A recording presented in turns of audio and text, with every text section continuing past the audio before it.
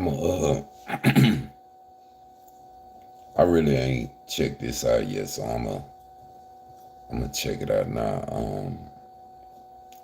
So y'all, I be having other stuff going on, man. It don't just be this YouTube stuff, but this will be my first time checking out the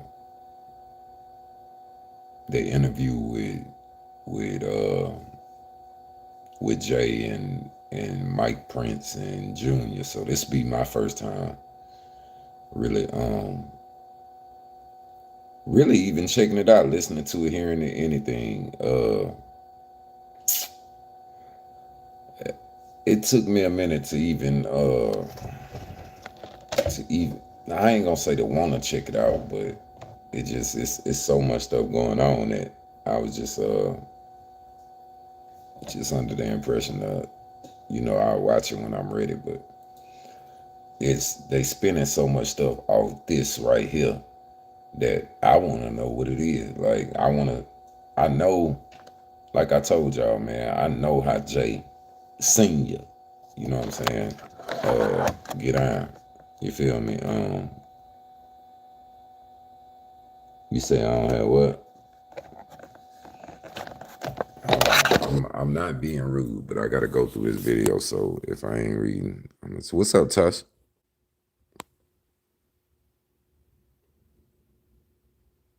I didn't know I was. I didn't know I was. But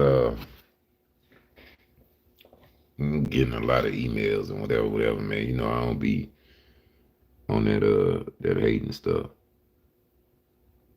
But I getting a lot of DMs and all kind of stupid stuff about have I checked this out or whatever. So I'm about to check it out and just break it down on how I feel. Like I told y'all, when it come to Jay Senior, I told y'all that's Rap a Lot Mafia. Like that's just what that is, man. Mob Ties is Junior, man. So, which is also Southern Empire. So I look at it from a different. I know the insides of it where most people might not. So that's what it really is with it, man. Before I even started, I understand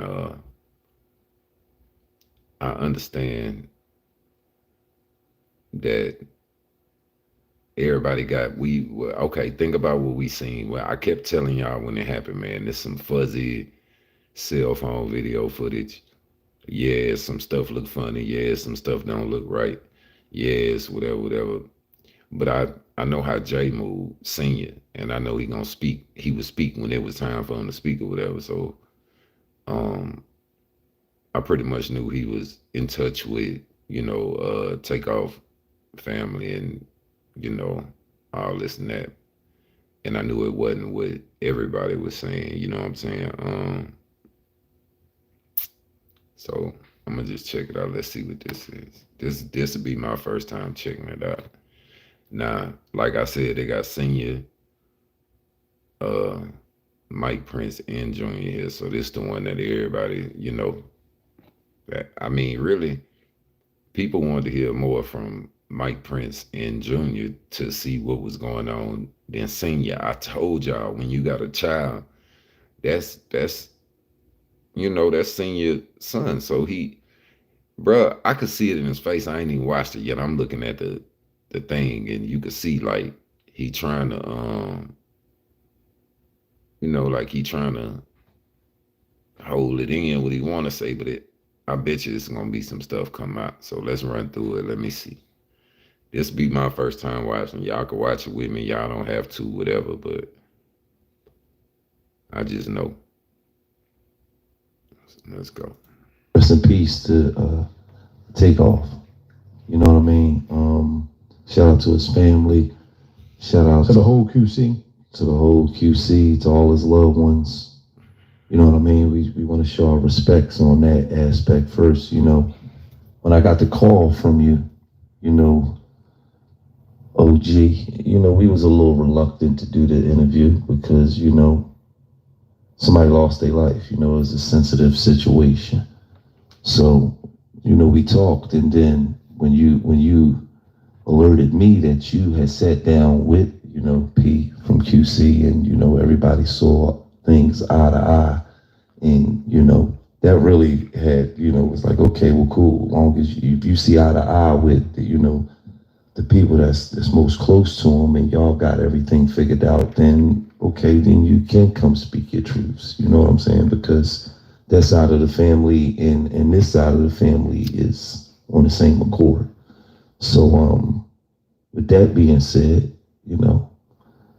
let's get into this interview, man. Yeah, and I would like to also, man, I want to echo everything that was said. We would like to extend and send our condolences, as well, because, and definitely to take our mother, because I put her at the top of the list because it's an unnatural thing to lose your kid. I felt all kinds of pain from losing my mother, my father, brothers, sisters, cousins, best friends, and different things. But, to lose your child is a whole different kind of pain. So, I sympathize with that to the fullest because that's what you call unnatural.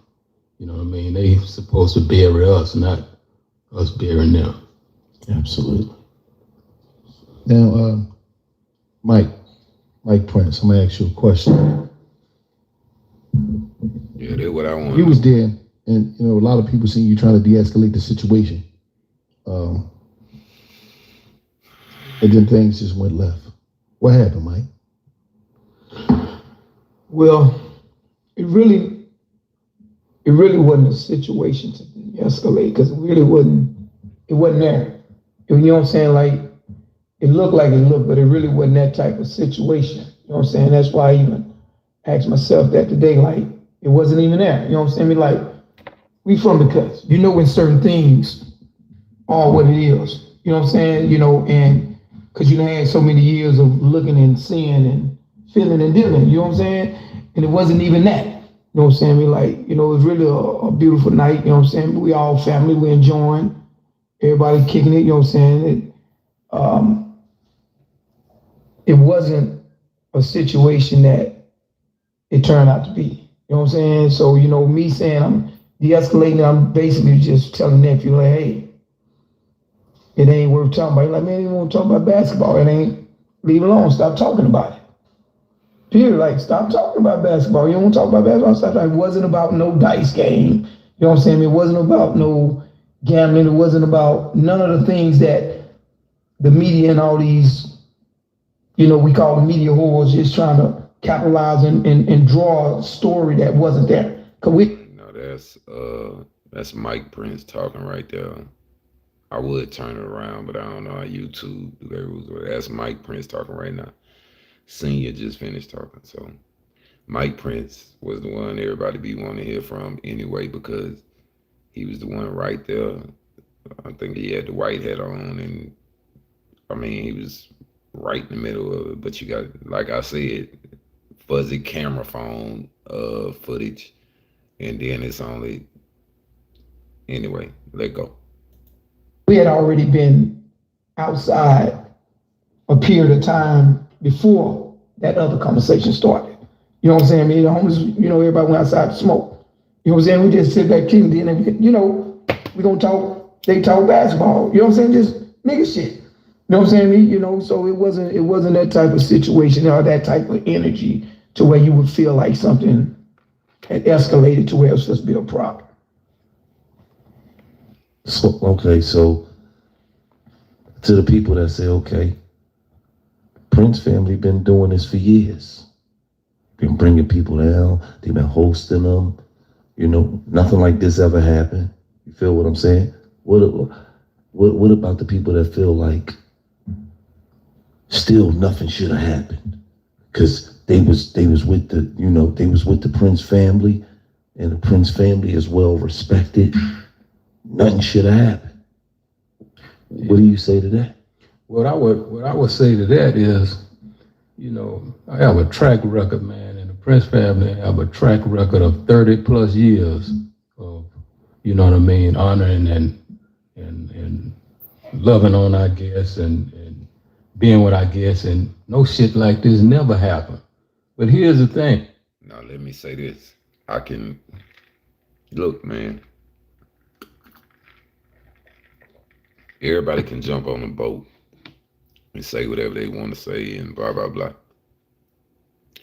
When it comes to rap-a-lot and mafia life, not mob ties, it's two different entities. I keep telling y'all. When I touch the city of Houston, the olive branch that has been extended to me is rap-a-lot and mafia life. It comes straight from Senior. It comes from Jay. Jay gonna make sure I'm all right. Jay makes sure. I mean, that's just the way it is. So when people come, they want me to disrespect something, this and that. Nah, I'm not gonna ever disrespect Senior because he ain't never disrespected me. He ain't never did nothing but show me love. He ain't never did nothing but try and Jay tried to give me opportunities that I wouldn't even take because it wasn't because of Jay. It was because the people that's associated with Jay, and I didn't want nothing to do with him. But Jay has always tried to be like, man, look, I know what Pimp wanted for you. You know, if you want, let's do this, let's get this money in your pocket like this. He always tried to give me an opportunity. It was me who would be like, nah, I'm good. Even though I might know I'm not good. I might know I need the help, but you know, I would say no. But when it comes to Senior, he ain't never did nothing but roll the red carpet out for me. Now that's Senior. So let's finish. You know what he's saying? And this is what people don't understand. We ain't never had nobody to attack us.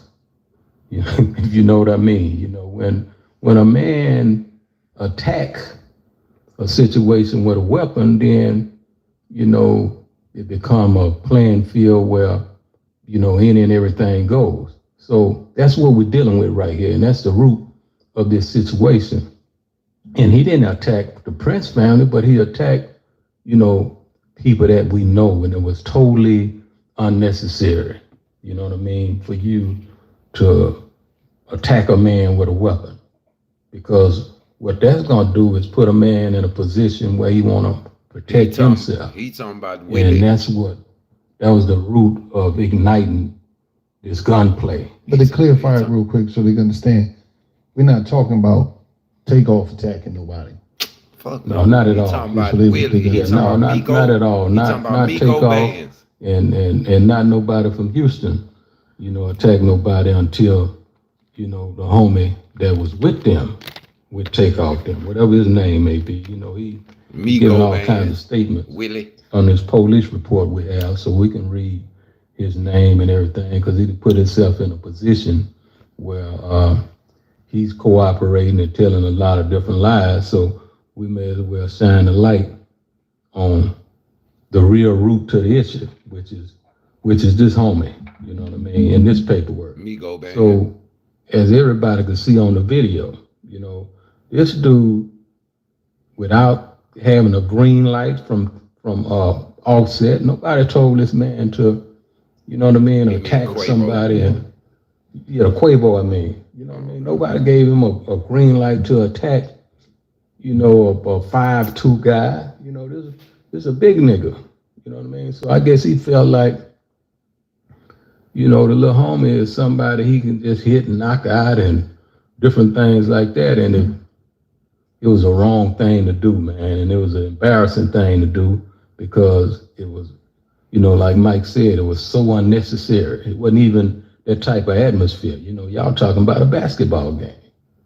You know what I mean? A 2-on-2, playing a 2-on-2, and now you turn a misdemeanor into a felony. I'm gonna say this.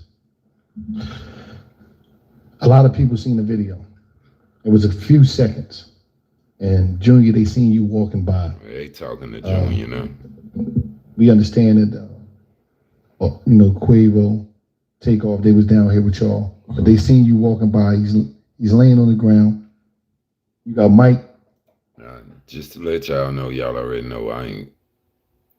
Junior is not on my list of whatever, and even Senior know that. So whatever they ask in Junior, I'm curious to hear this bullshit ass answer. But let's go. Let's see. Bending down, and they seen you walking by. What took place there? This the crazy thing about that video, right? Is one scenario is that they see Mike on the ground trying to help take off. But in the video, Mike was right behind me. People didn't peep that. People think that I'm the one who had a voice. I mean, I'm the one who was speaking in the video when I wouldn't. If you go back and look at the video, Mike is walking right behind me. They took 3 seconds of a situation where I was caught on video and turned it into what they wanted it to be. But in our actuality, we had been there for a while. Mike was following me so we can go to the restroom so he can wash the blood off his hands. And so he can enlighten me to what transpired, because I wasn't even out there when this transpired. I was inside paying a bill. So I had no knowledge of what had transpired outside. As I'm walking I had just got done paying the bill. As I'm walking to the door, I hear gunshots. And then I also hear bullets coming through the glass. So I got out the way because I was almost at the door. So I end up getting out the way. And sadly, what had taken place had taken place. But in that 3-second clip, it was me and Mike walking to the restroom so he can wash the blood off his hands and so he can enlighten me to what transpired outside. There was rumors that after all this occurred, you was the one that took Quavo and them to the hospital. Y'all still was together after that. I stayed with Quavo. We stayed out there probably like 2 or 3 hours together before we all parted ways and made sure each other was cool. Well, my only question with that is, when is Quavo gonna speak out? And has Quavo spoke out and confirmed anything that Junior's saying?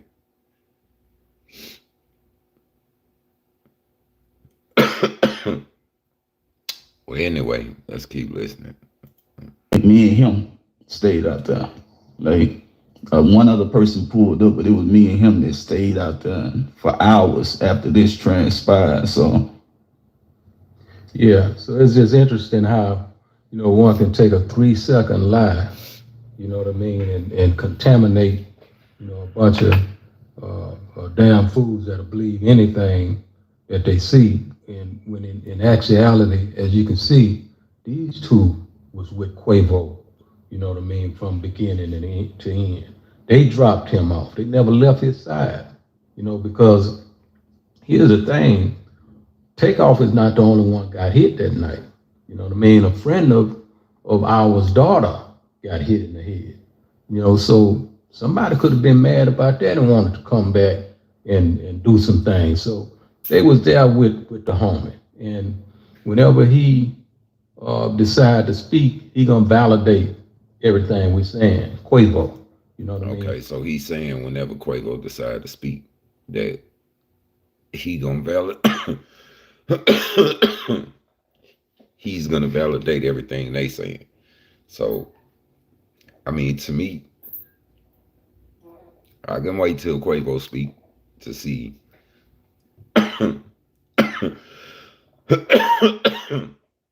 To see if everything is true, because you got to think, Senior going off what he could see, just like what y'all could see, and he going off what Junior saying and what Mike saying.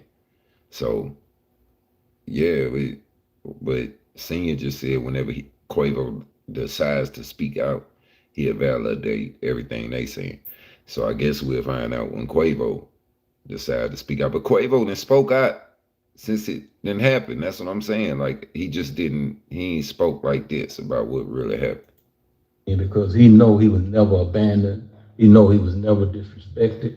He know every time he have came to Houston, it's been nothing but love and respect. That's why he came so many times.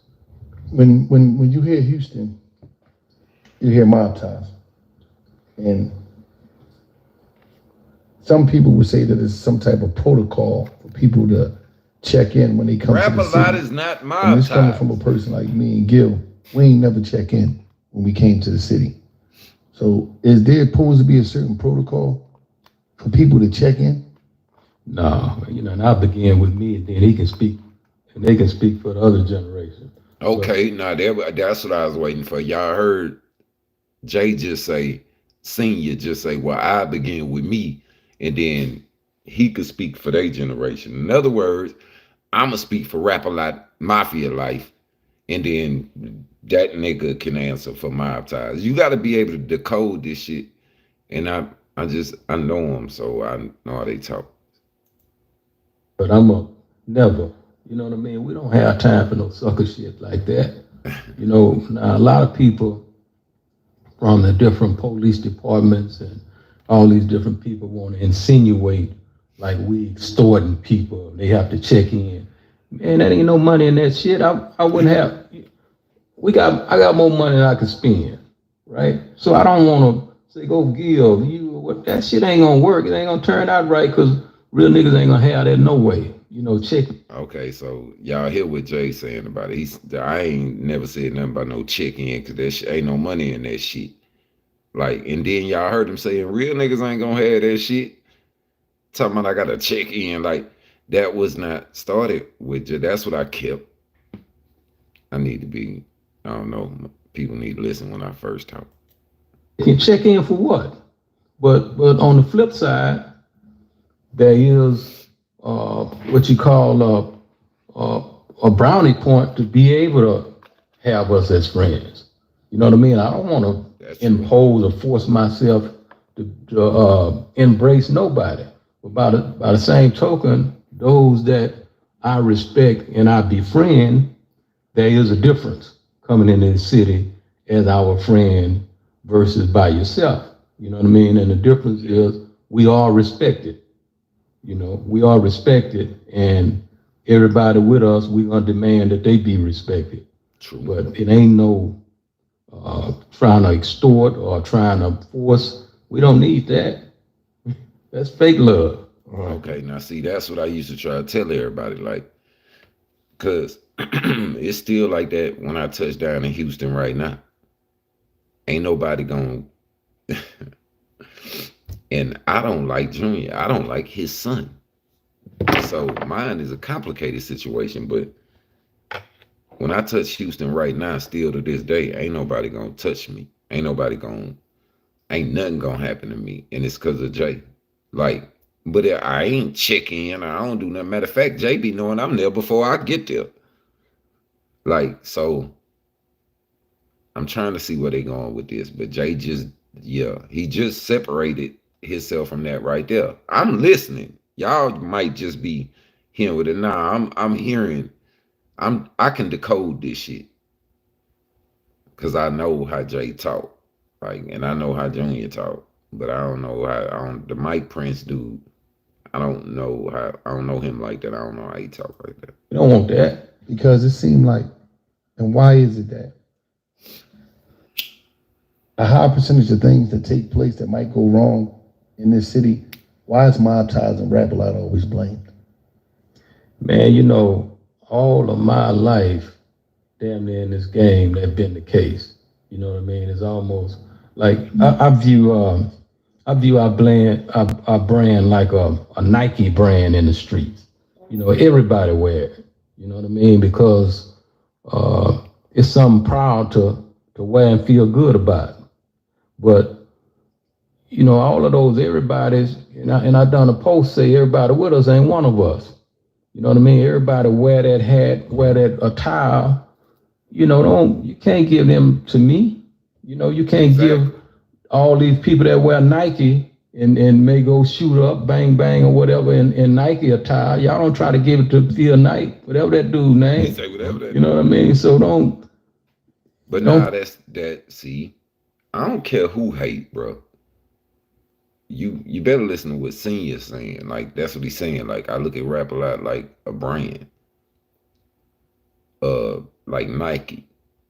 Jay don't know everybody who wear that shit. I've been telling y'all, like, yeah, I think the man bought Fifth Ward. So if you own your neighborhood, everybody in that neighborhood gonna feel like they rap a lot. I'm telling y'all, I'm not telling y'all what I think, I'm telling y'all what I know.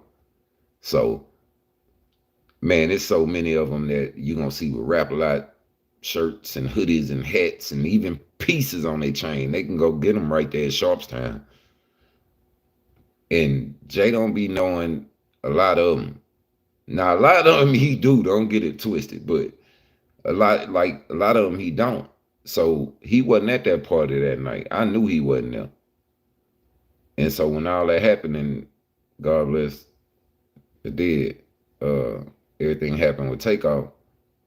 That's why I was like, no, that's not rap a lot, mafia life. That's some mob ties shit. You know what I'm saying? And that's his son. So that's not only his son, that's his sons and Drake and all these niggas that's yelling this. So Jay, yeah, he'll endorse it. But he just told y'all what his shit is.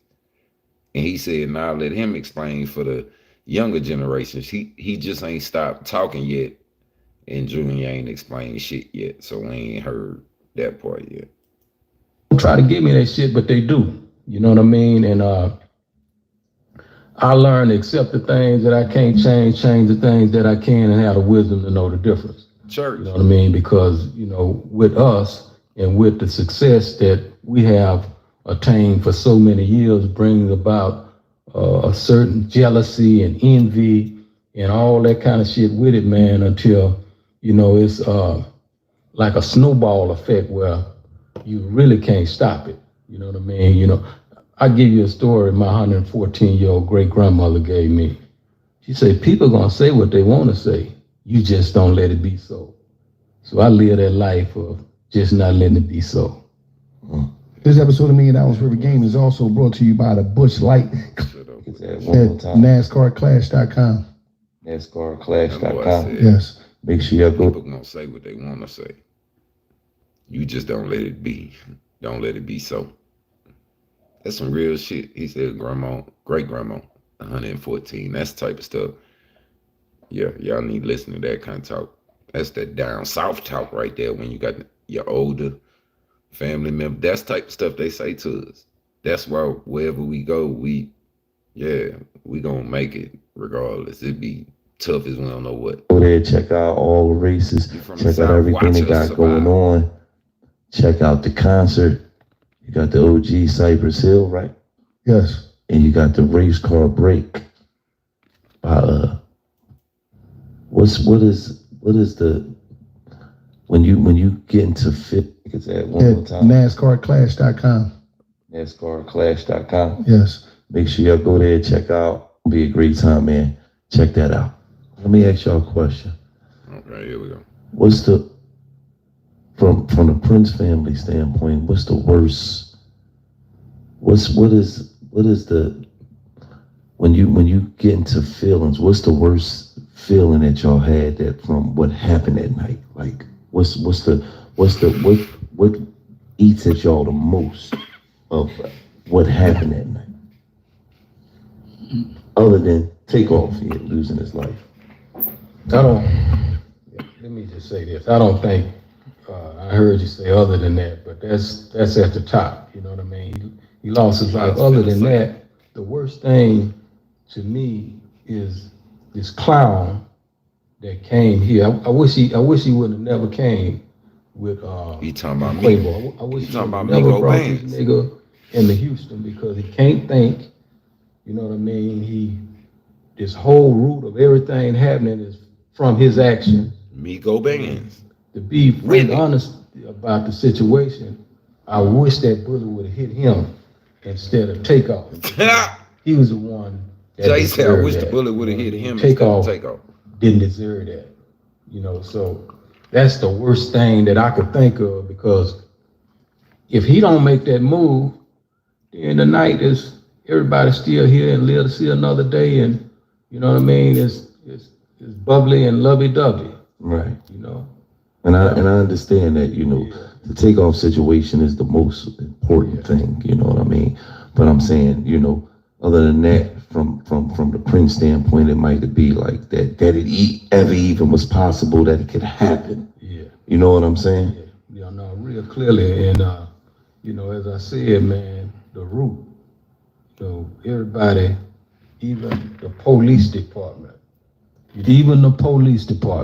want to get around the root of what really happened. Now, there's a law that goes on around the world where if me and you go rob a bank and, the police or somebody is shooting, trying to protect that bank, right?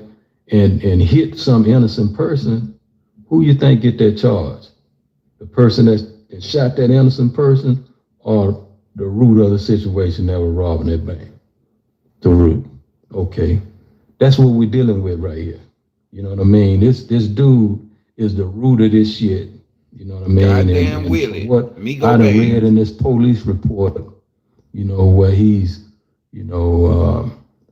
telling on everything he can tell on Jazz, and you know what I mean, moving on to say he was trying to be robbed, and man, don't nobody who want to rob, them little dudes, the last thing they would have done was violated and try to rob Quavo.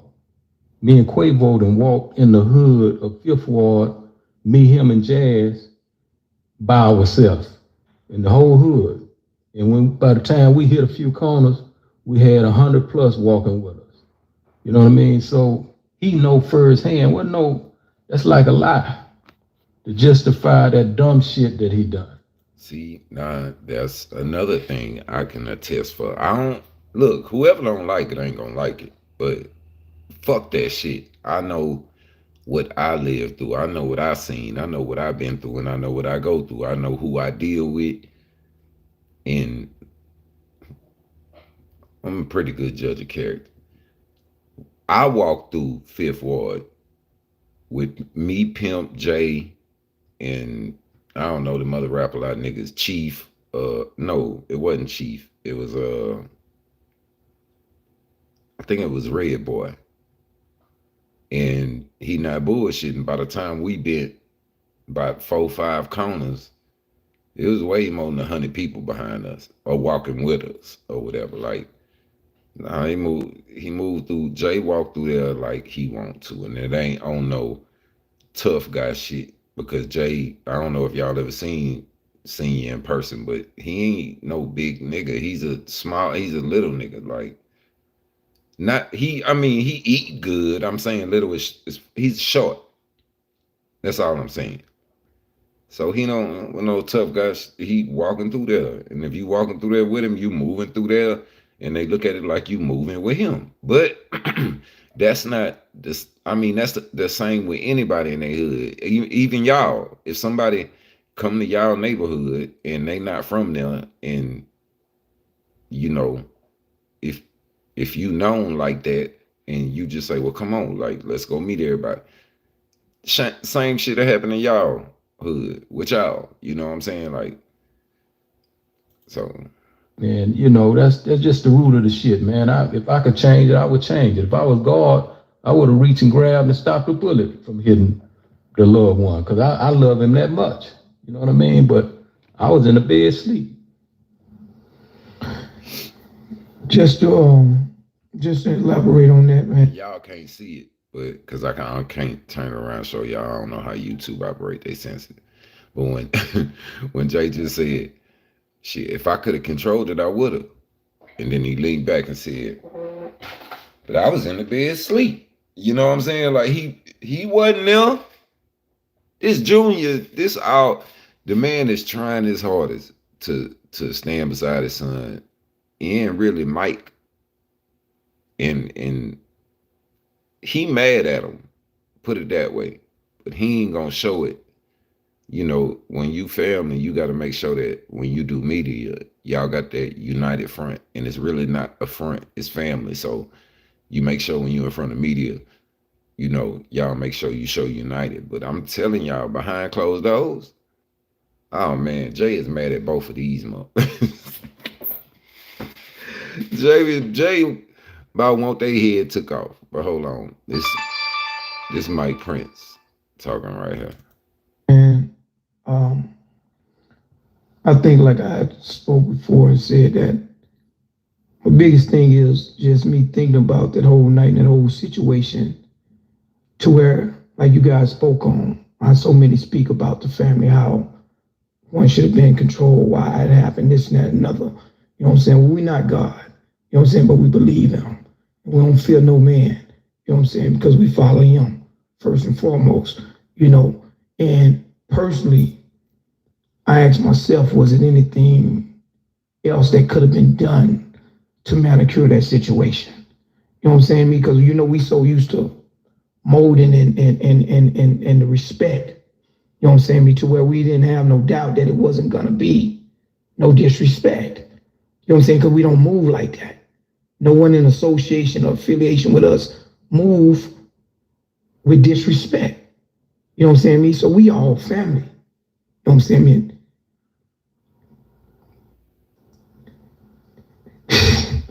And just to see the way This nigga crying. that my family is being betrayed. Okay, this nigga crying. I don't know if that's real or not, but it seemed like it is. He was talking and his voice cracked all up. So either this nigga's a wonderful actor or this is just my bad, y'all. Y'all know how I am. Excuse me, I'm sorry. If the comments don't light up, that mean it ain't a super chat or a super sticker. Ain't nobody became a member, so I don't even be reading them. No offense to y'all. I want y'all to talk to each other in the comments. But just know how my brain works. And I don't give a damn because I'm high. So leave me alone, Tasha.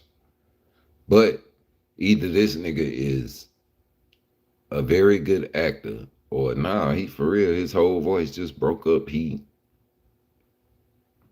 I'm trying to see if I see his tear. I don't see no tears yet, but come on, let's let him finish.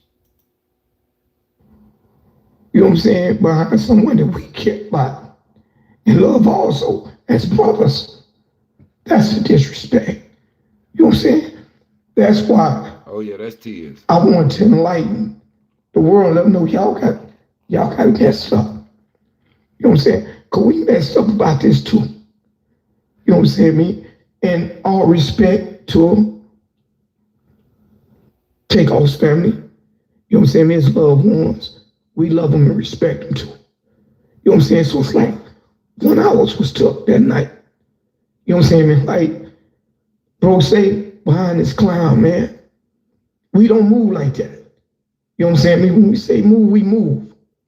When one leg move that way, the other leg gonna move that way. We don't have no out of bounds clown shit going on in our family. This nigga came back and he was out of line. And he stepped out of bounds, man, without permission. Quavo told me, after I told him, I said, nephew, stop talking about basketball, leave it alone. He said, Unc, you right. Let's go. Because I don't want to do nothing to one of these niggas before I do something to one of these niggas. This dude took upon himself to go trying to violate people. That didn't violate nobody. Me go band. That was sitting there humble. That damn Willie. Wasn't exchanging words, wasn't being disrespectful. He just decided he wanted to be a bully that night and prove something to someone. I don't know, probably because he's the biggest guy out there. I don't know what it was. But we started walking off. Yeah. You know what I'm saying? Didn't nobody in the family violate nobody. A man is going to defend himself. So I can't tell a man not to do that. You know what I'm saying? And I didn't even see that coming. You know, as soon as he made his move and struck an individual, I'm like, what you doing? But everything happened like that. And I didn't see no gun in his hand. Because I would have spoke on that. You know what I'm saying? I didn't see that till clippings after the fact that he's already standing there. So he already had his mind on something that shouldn't have been. You see what I'm saying? But it wasn't something that we could control, see coming, stop, or none of that, because it wasn't one of ours. You're not of us. Because you was of us, it wouldn't have never happened. You stepped out of bounds. You know what I'm saying? And if they listen to that tape real good, they can hear the little homie. Hold on. Wait. He the talking about Pat, or what's the little nigga name? Lil Cam. Who Mike Prince was just talking about when he said, so by the time he turned around and looked at him, and he was like, what you doing? But by that time, they saying that Migo Bands had then stole off on Quavo. And Jay just said, hold on, if you listen to that tape real good, hold on, that's all y'all miss. He finna finish. They can hear the little homie saying, man, if you took that wrong, I apologize. This is what the little homie was telling Quavo. Man, I apologize if you took that wrong. I was just talking about basketball. You know, how humble can you be? After apologizing like that, a nigga gonna hit him with a pistol? Hey, man. Oh, they hit him. Like I say, under no circumstances did Takeoff deserve what he got. But boy, look at here. That other clown, hey, man, that's where it's at. You keep Migo Band. people keep talking about, you know, and I'm just speaking on it because they keep attaching it to your name and your brand and what y'all build. Keep talking about dice game. Whether it's in this situation, whether it's in this Duke the Jeweler situation, people keep speaking to that. And to Duke the Jeweler, rest in peace to him and condolences to his family. I don't know the brother, but I know he came down here. Yeah. Things transpired. I don't have no knowledge of it, but they keep talking about this dice game type shit. Yeah. Can y'all elaborate on dice game when it's tied to y'all?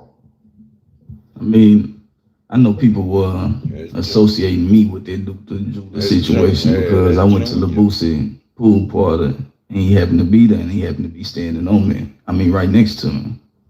The truth is, I never met him before. I had no idea who he is. I didn't even know he was a jeweler until after his passing. And then the night of that game isn't the night that he got killed. He got killed leaving Boosie concert the next night because somebody tried to rob him. So, you know, the internet play internet games.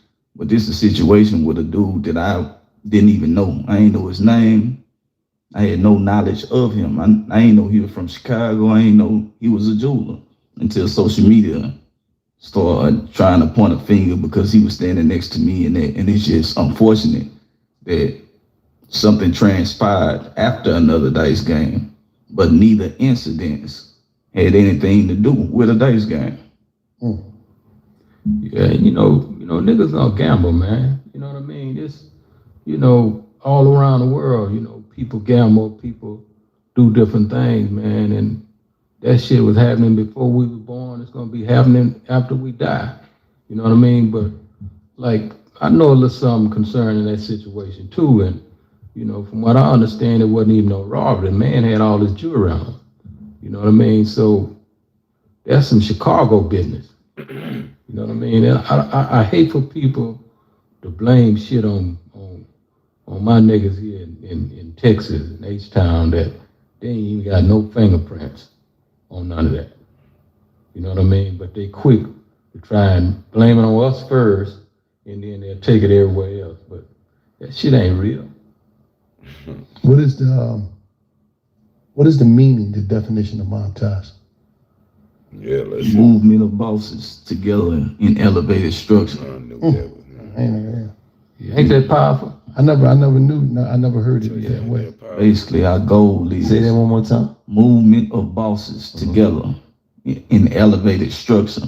Oh, okay. Yeah, sometimes all this here, you know what I mean? All these related, you know, all this here, these bosses. What is this here? That's, All boss brands. That's Drake. Uh-huh. Carl Crawford, 1501, that's Megan Boss. Mob Ties, you know, Finesse, Honeycomb, and then the one and only. I love this shit.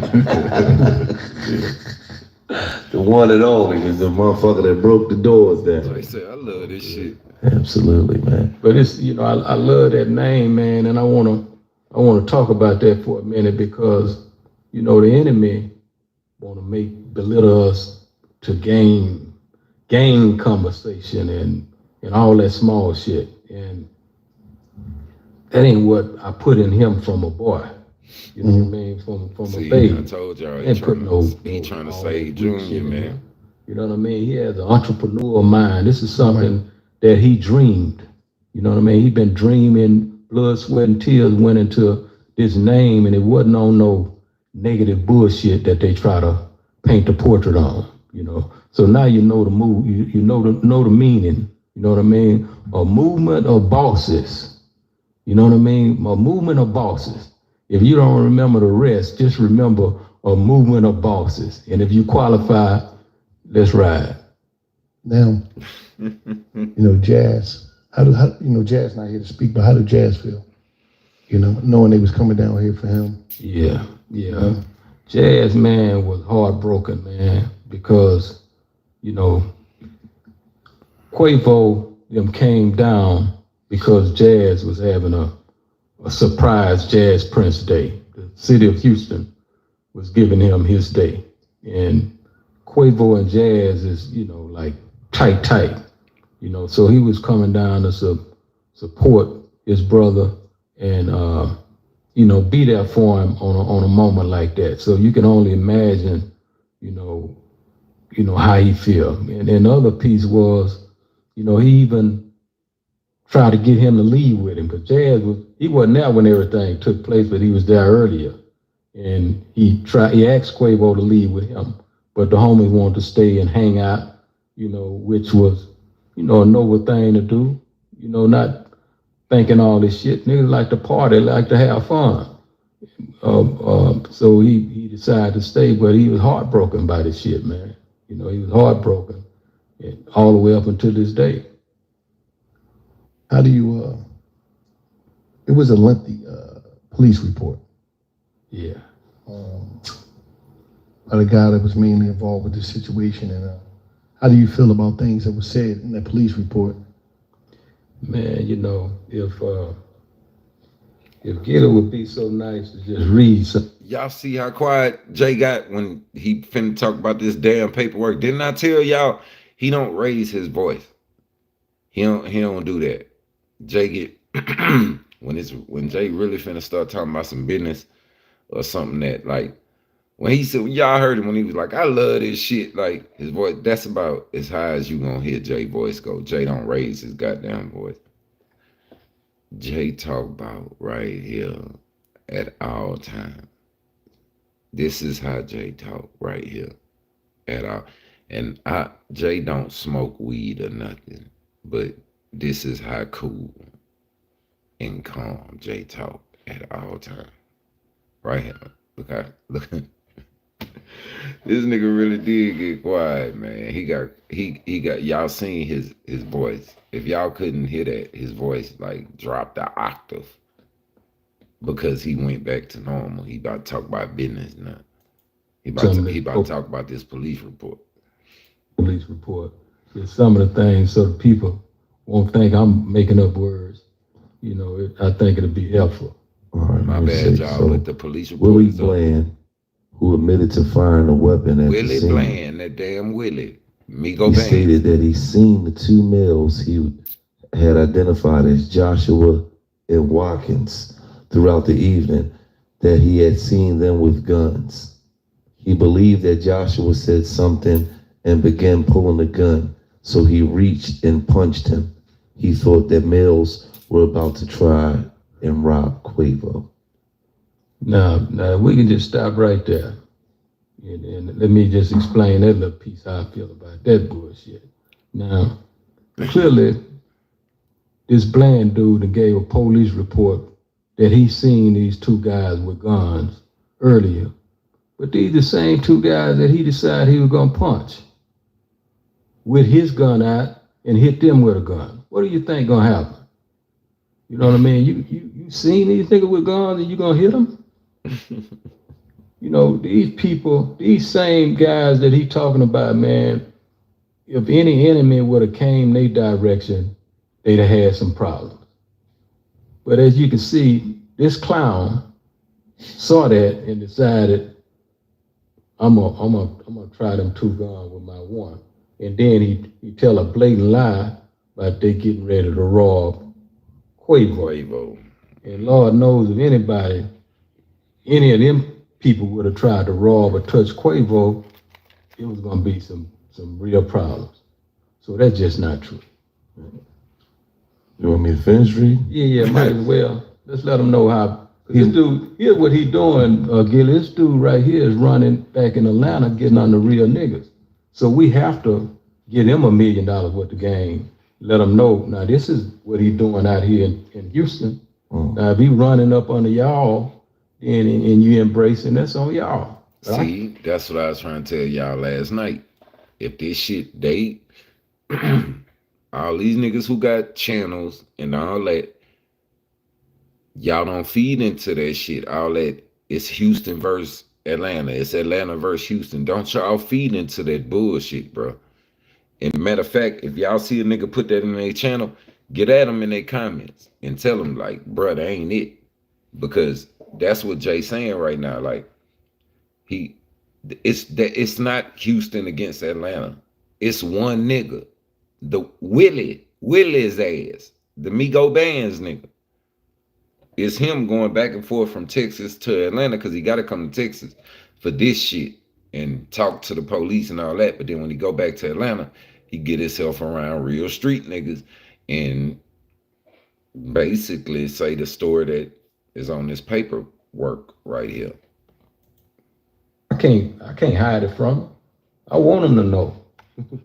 Yeah, and I know y'all them kind of people. So let's let them know. He believed it was probably Cameron Joshua shooting at him, so he began shooting at Cameron Joshua. Cam. Okay. Video showed that Joshua ran back inside the bowling alley, but there is no video evidence showing him firing the gun. Now, just this little piece of who he's saying, this when he put my son's name in his mouth.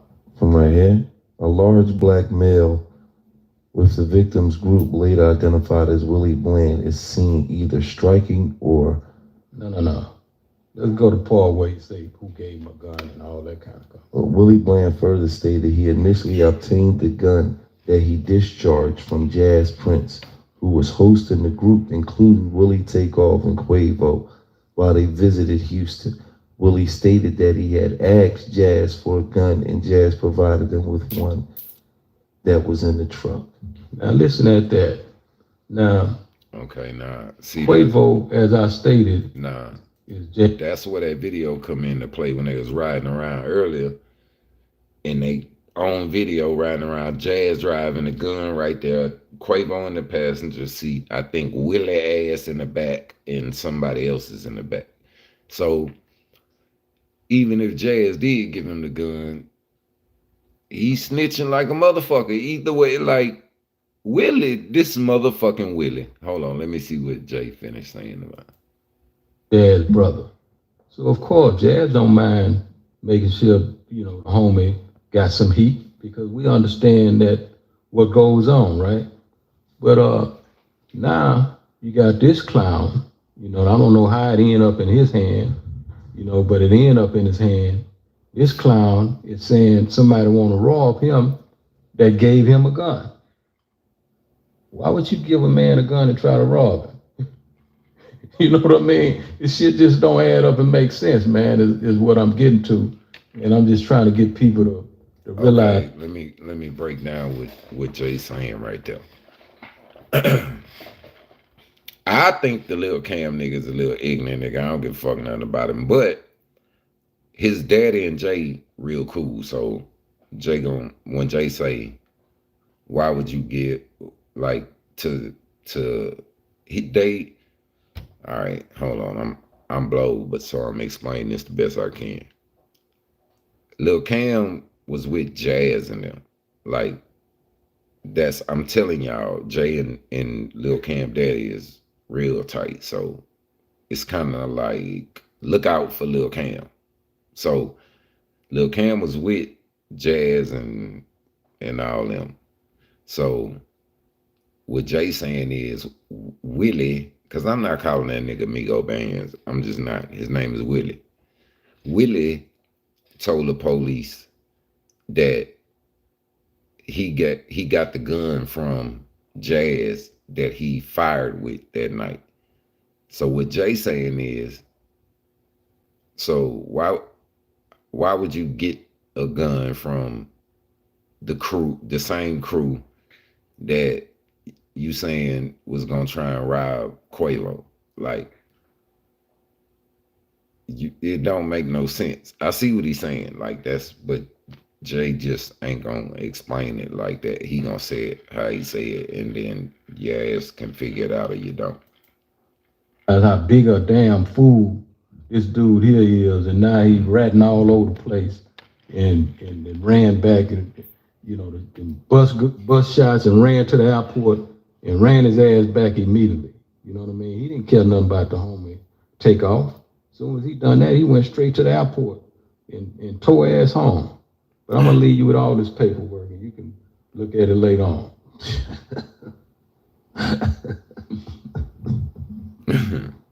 Well, leave me with this shit. Leave you with all this rag shit. Y'all going to Atlanta, right? Yeah. But that's what I love about $1 Million Worth of Game, because you know what I mean. We ain't about that fake shit, and we want to let it be known, whatever it is. I'm not gonna lie to y'all. I'm so happy that Jay is talking most of the interview, because I didn't really want to hear much from Junior at all. Now, the Mike Prince dude, that's my first time really hearing him talk, like, besides on them fuzz ass videos. But yeah, I'm glad they just letting Jay do the motherfucking talking. You know what I mean? Let that shit, definitely when it comes to these rats, we can't protect them kind of individuals. I'm gonna say this, like, I think we living in a time in the hip hop culture where it's though a lot of us, as we move. Hey, wait a minute before we go any further. Why my likes don't match my people in here? The likes is free, man. It ain't a super chat. It ain't a super sticker. You ain't got to become a member. All that shit is nice. Y'all need to be doing that, but you hit the like button. Tasha taught me to remember to say that. Move around. We got to be more level-minded. Yeah. We got to use security. We got to communicate with each other. I think we just got to be more respectful of one another, and we got to be thankful for the opportunities that hip hop has provided us with. There's a lot of brothers out here on the ground that wish they had the opportunities. A lot of dudes are taking penitentiary chances every day to take care of their family, to take care of their kids. But then there's a lot of brothers that don't have to. That's Wallow, it's Gillian Wallow, right? Yeah, that's Wallow talking right now. No more. And they out, they in a better situation. And I just want to say this to a lot of people, man. If you ain't a street nigga, don't wait till you get some rap money, get millions of dollars to become one. Because what's happening is, and this ain't got nothing to do with this situation right here, but what I'm seeing in the rap culture is that a lot of dudes was in the neighborhood, only thing they did was rap. They even played sports, they rap. But soon as they got the millions and they got a bunch of dudes that's in the street that now gonna listen to them because they want to go for the ride, they want to get taken care of, they want to get broke off. Now they become this ultimate street nigga. They talk to people crazy. They carry themselves crazy. They on social media talking gangster shit. Any real dude that ever operated outside of the law, did penitentiary time, or didn't go to the penitentiary, was in the street game, ducking the police, ducking the stick-up man, ducking the killers, ducking all the bullshit. They not trying to be no street nigga. They waiting for the nearest opportunity to get out the game. The real cats that really go through this shit because they know what they up against. So why do y'all guys wait till y'all get millions of dollars and want to be tough ass street niggas? Yeah, it don't make no sense. It don't make no sense. Like we get to the point where as though this shit is just getting out of control, man. You know what I mean? Everything ain't got to be no aggressive shit. Everything ain't got to be tough. Everything ain't got to go to the internet as soon as some shit happen. You know, if you know, a lot of brothers that go through stuff in the game got each other number, or you got the manager number. You know somebody in the camp. If you out here, you doing your thing in the music game, and somebody in every camp that you know, or you got somebody that knows somebody in the camp, where y'all can make a call, y'all can sit there and really talk on some real grown man shit. Yeah, exactly. And let me say this, man. To all the rappers out here, all the athletes that's made it, do me a favor, man. Stop acting like y'all regular niggas, man. You're not. You made it out. You're worth an asshole full of money. You are no longer a regular nigga out here, man. So you got to protect yourself as so. You know what I'm saying? Motherfuckers want to make it out the ghetto and understand how hard it is to make it out the ghetto and then act like they regular niggas. No. When you got a certain special ability that you able to do out here and change your whole family, everybody around you, the way they living and them they circumstances, but you still want to act like a regular nigga, it'll catch up to you, man, because you're not regular, so you can't do regular shit no more. That's just the reality of this shit. Because God put those type of blessings on you that wherever you go, motherfuckers know you. Wherever you go, you somebody, you cause pandemonium, so you're not regular no more. So you can't act like you regular. This you nigga can't sound carry like shit some like of you niggas regular. that be Because talking it only to me. take one time for some not regular shit to happen and you're done. So I just want to put that out there too to all the motherfuckers that's out here that's eating and that's making it. Because I be seeing athletes from my city who you watching these niggas on TV, but then you seeing these niggas chill down North Philly. Yeah. For what? No, that's real. You spent your whole fucking life in North Philly. Nah, I'm gonna tell y'all something. And the last time I talked to Jay, he was telling me this. Like, y'all see how I be going out and shit, and I don't give a fuck. I be outside with the hood niggas and smoking, and yeah, I'm not supposed to do that. Like, but I do go everywhere with my mask though. I bring my ski mask with me, and you know, like try to cover myself up. But that shit be suffocating sometimes.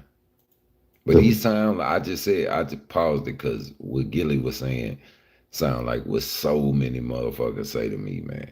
Like, it ain't just Jay. But I can't help it. You go, I see what Gilly's saying, but when you are a regular nigga, you are a street nigga, you don't know how to not feel like a regular street nigga. Like, you don't know you just feel regular. Like, if you humble, I guess. That's what you call a millionaire with the game y'all get. But that's why it's also important, you know, even though people got this fucked up check-in situation, you know what I mean, all twisted, but relationships is valuable, man. Worth more than important. The right ones. You know what I mean? They're valuable and important. And me, you know what I mean, when I travel, I've been doing this shit for a long time. And, you know, anybody wise will want to know how you was able to do this and be successful as long as you was able to do it. You know, I was always that kind of inquisitive nigga. I wanted to know, man, show me when, where, and how to make these things happen.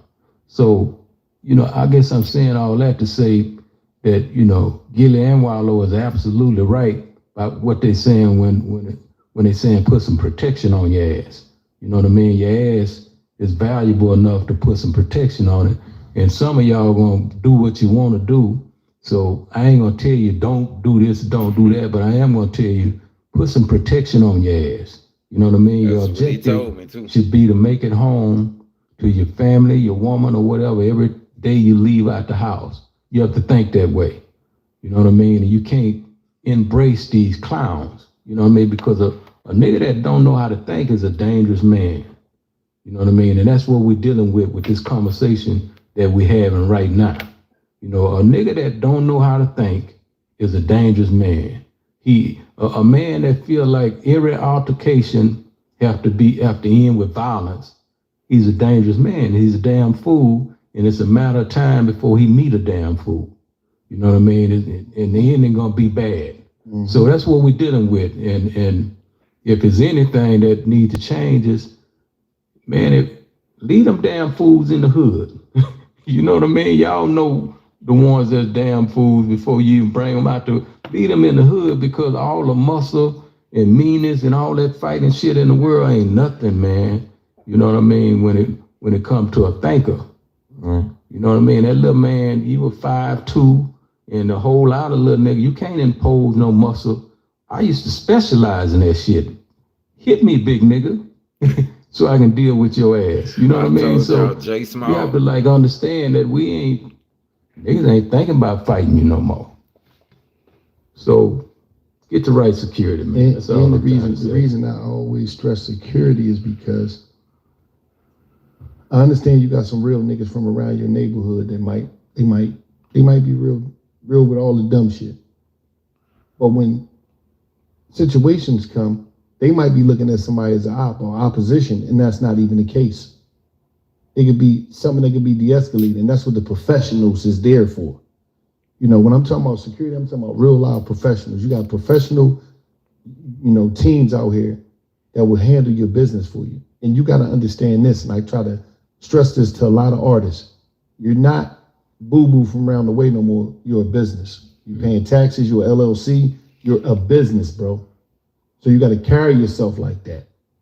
And I just think a lot of times that money come and motherfuckers just lose their mind. Okay, but let me tell you something, Tasha.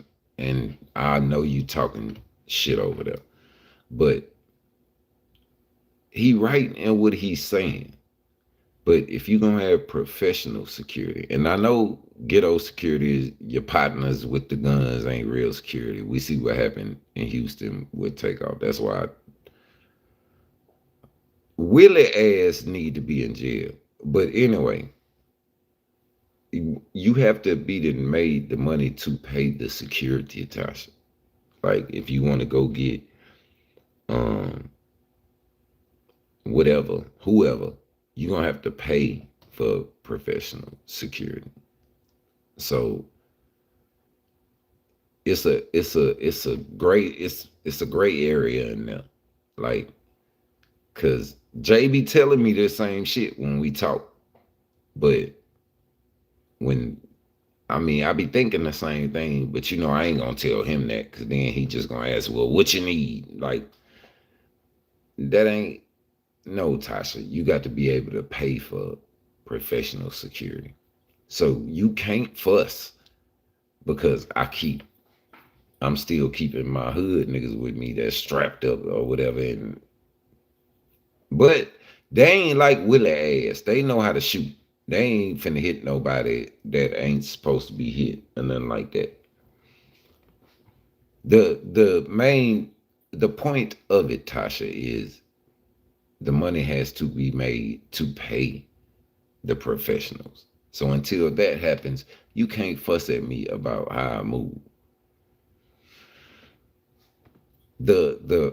We don't ask for like to be noticed everywhere, or just even where you stay. We don't ask for that, Tasha. So how we supposed to be the ones that need to pay for it? You see what I'm saying?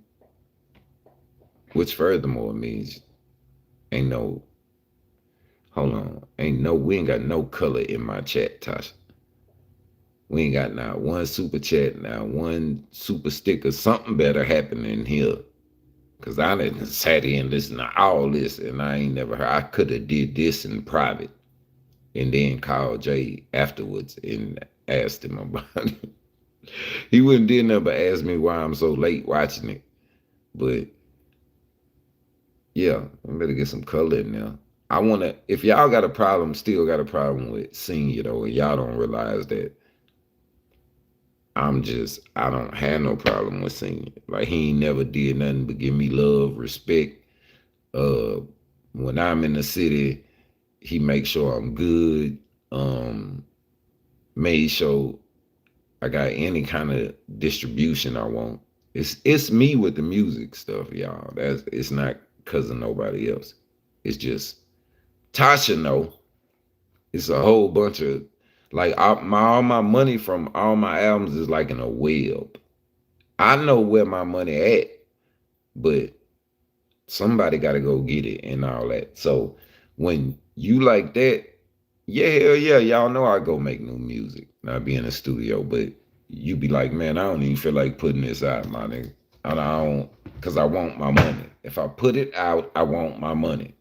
And so when you got all that web and you still ain't got all that money, oh man, it's gonna make you hold up and be like, man, I don't feel like dropping nothing because I still ain't got my money from all that. You feel me? Hold on, let's finish this. Always tell people, man, and I tell these cats, because I ain't, listen, man, I ain't, a lot of these cats that do these young cats, I'm not your peer, man. I'm your fucking elder, man. And I'm not trying to be an old nigga that's trying to be a young nigga. That's the problem that we got now. And that's why a lot of these young cats don't respect the older generation. Because motherfuckers trying to relive their second childhood. I'm your elder nephew. So I'm going to sprinkle this game on you properly. I'm not no motherfucking nigga that, you know, that's out here was a nigga getting high, doing some dumb shit. Nigga, I spent 20 years in the penitentiary. That shit was real. That wasn't no motherfucking game. Damn, I know. Y'all, you know, so for me to see a young cat running around here, they got unbelievable opportunities. You niggas is making more money than Tupac, Biggie, put all of them together. Y'all make more money than them, and you know, in these bookings y'all be doing in these, like, come on, man. Y'all make a shitload of money. And I'm talking about on a show type money. Take advantage of this shit and don't finesse yourself out of your blessings. I know y'all done seen me talk to different people. Oh, shit, that's where it ended. Okay. Well, I don't know. My overall on it, I think I said it. I'm glad they let Jay do most of the talking. Hold on. Let me see something.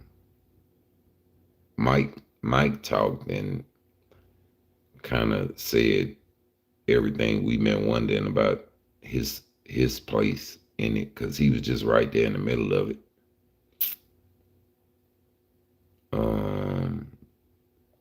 Yeah, I think Jay told Junior before they went in there, be your ass quiet. Don't say, boy, shut your ass up.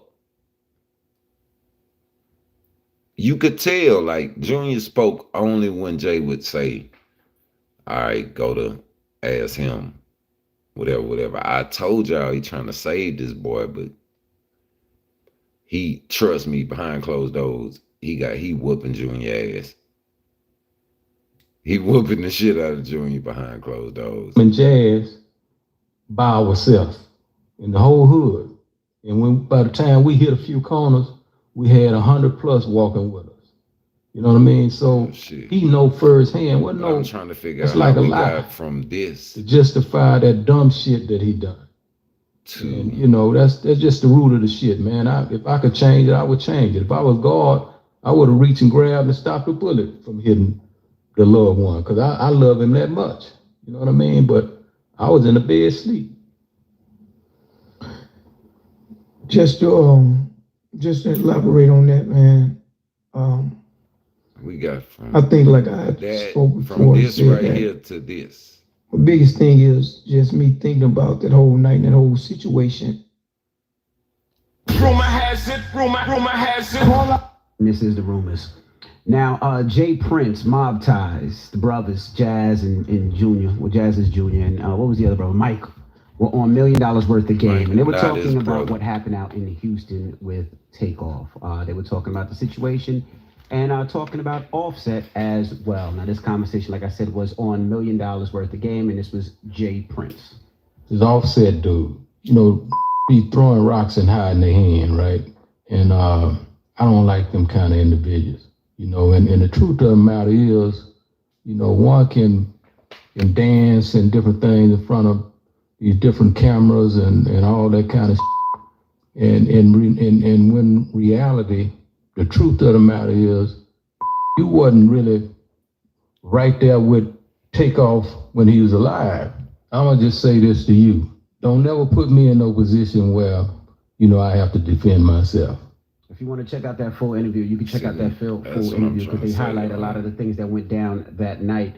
Now, Offset responded to this. Now, it bothers me because, of course, all these brothers are healing, but he did respond to this. To I that. bet when y'all speak on me and Tate relationship, you trying to clear your face. This your 5th interview. You done did about my brother. You ain't think about his mama. You ain't think about the family. We ain't said nothing. Ain't nobody said nothing but you. And if you heard something from me, I'ma tell you it's gonna come from me. Call my phone. Y'all going off of he say, she say. Then y'all supposed to be this is who y'all supposed to be. And y'all on interviews and it out on an interview. Talking about I said this. Call my phone, homie. All right. Well, of course, it went further than that because then Jay Prince responded to all. That was Offset right there. So I'm trying to get how it went from, you know what I'm saying? Like, I don't know. This is crazy. Hold on, but this one, Jay, I'm just trying to figure out how it went from that interview we just heard, because everybody said it started with that interview, with the $1 million worth of game interview. So we've all just sat here and listened to that. Now, how did it go from that interview we just listened to what y'all just heard Offset say, to now here's Jay responding to Offset? Offset's Instagram post. He want to play victim now, but he was a volunteer when he spoke threats about me and my family name in his mouth about what he gonna do. Why you didn't call me to talk is the twist you want to use. Tell lies in your woman ear. I don't have time to listen to weak shit. Now you want to fake in front of a camera, trying to hide behind Takeoff mother, when I've shown nothing but respect for her and family. See, boy, you acting like you. Nah, he did when he was on $1 million worth of game. I don't know if y'all remember, but he said, you know, that he more worried about Takeoff family, especially her mother, because, you know, and I can vouch for that because he was like that with Mama West. Like she lost Pimp, she lost her only son, and Jay was fucked up about that shit too, because y'all know Jay loved Pimp straight up. I don't care what nobody else say. I don't look, man. I told y'all I ain't them suck ass niggas that's gonna tell you a lie about for some other reason just to get some views and that. Nah, man. Pimp loved Jay, Jay loved Pimp. I'm telling y'all, that was a real relationship. If I told y'all the truth about Bun, why would I not tell y'all the truth about Pimp and Jay relationship? So, nah, man, I'm not going against whatever Jay say. Now, Junior, I don't know. I don't like him. I never did. Stop shit out Onyx in Houston, but that's what that caused Jay. Jay had to sit down and talk to me like, look, man. I know, man, but that's my son, and it was putting Jay in a position, put it that way. Like, he making sure I don't get touched in the city, but I'm not getting along with his son at all. Like, I'm waiting to see his son on site. Every time I see him, I cause problems. Security coming and everything, Rap-A-Lot security. They get there and be like, oh, goddamn, it's 17 again. Like, them niggas come over there hugging me and shit. What's happening, nigga? What's that? Like, y'all should have seen the shit I didn't live, the shit. Like, bruh. You're a part of a family that don't really with you because you're a snake. Now you don't know me from a can of paint. Let me see if I can refresh your memory. Remember when you called up on me and I came to LA and met with you because you was nervous about your wife performing because she had some issues about using the word flu. You forgot? Remember when you and Sauce Walker was beefing and you wanted me to stamp that bush? You forgot that too? I can go on, but I think you remember now. So that's where it happened. And then Cardi B jumped in. Cardi B responded on Instagram. Big lies. Never. Tell him to show receipts. Only people that was there was Wack and Big U. Why would we call you something involving Crips? Whole bunch of fairy tales. And then Wack, responded, I am Cardi B, tells no lies, whatever. I don't like none of this. Me neither. I think it's all whack.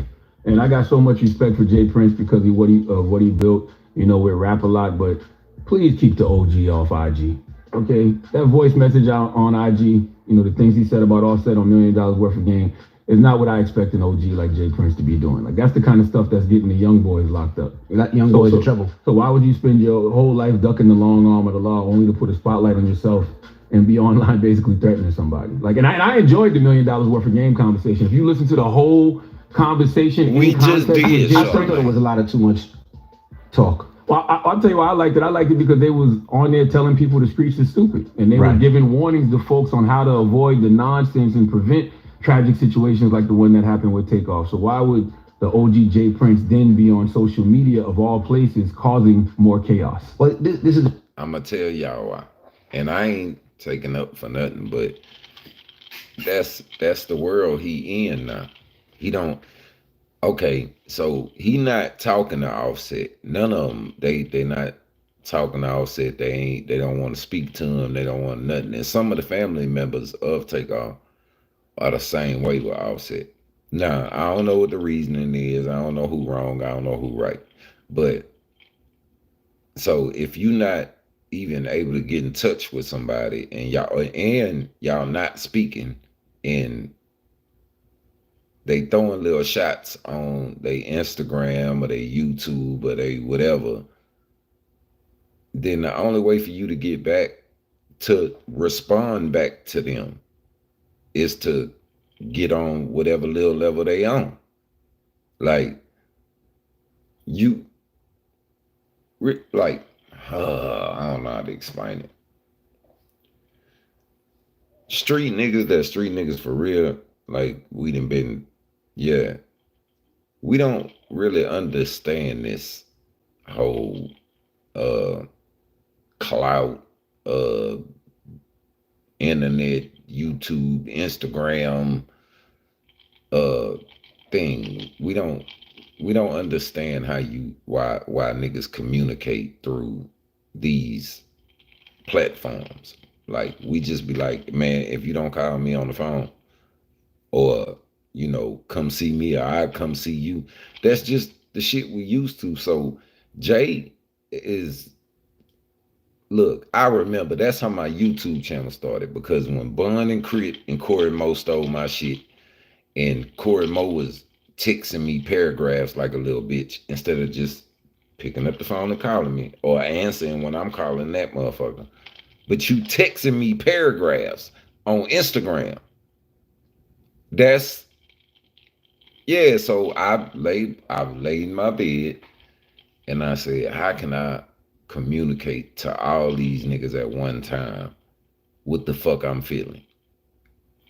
Y'all can go back and look all the way down my YouTube. I just hit record, uploaded a video and woke up and the shit was viral. So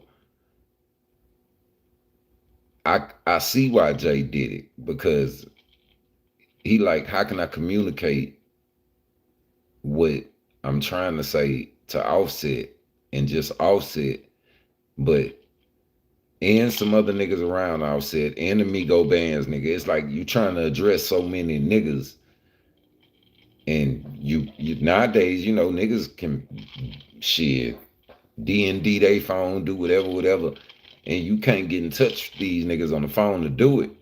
But they taking little slick shots and shit on YouTube and Instagram and whatever. Then you gonna have to respond back on how they doing it. You know what I'm saying? Because you know they gonna hear it then. The reason I didn't like it, I mean, the brother died and the police are still doing an investigation at this point, right? And if there was problems, because I'm sure Offset is hurt and he's traumatized and he's emotional and he's feeling away, and I know Jay Prince and Mob Ties are trying to make sure, you know, they protect themselves and make sure that they're explaining to people that it wasn't on their watch. They didn't have this done, and I get it, because everybody wants to clear their names, but it's still a police investigation. And I would love if there's so many people in between these brothers, right? Whether you got QC and well, not QC, but all these brothers in between, have a conversation over the phone. To see this play out on Instagram and social media, it does nothing but... So I'm telling y'all, if it could be played out over the phone, Jay would already been on the phone with him. It's some others. I don't say nothing because then they gonna say I'm taking up for that. But I know. Take it to another level. I don't want to see another brother get hurt, another brother get shot, another brother get killed, or anything stupid happen. Because it doesn't have to be those sides. It could be somebody that messes with this person or somebody that's cool with this person and think it's the right thing to do. And these are all good brothers. You know, Jay Prince is a friend to the room. You know, Offset's a friend to the room. So you just don't want to see it go. In other words, it ain't them that's saying it's Houston versus Atlanta or none of that shit. That's what I was telling y'all.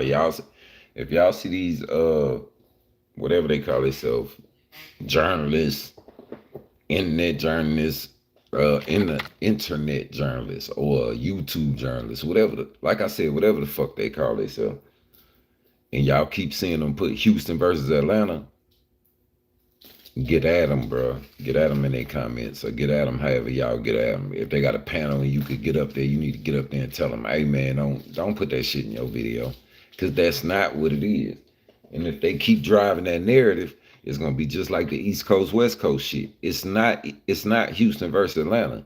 It's Jay and them got a problem with Offset and Willie and them, and that's it. For real. It's that motherfucking simple. It's not Houston versus Atlanta, bro.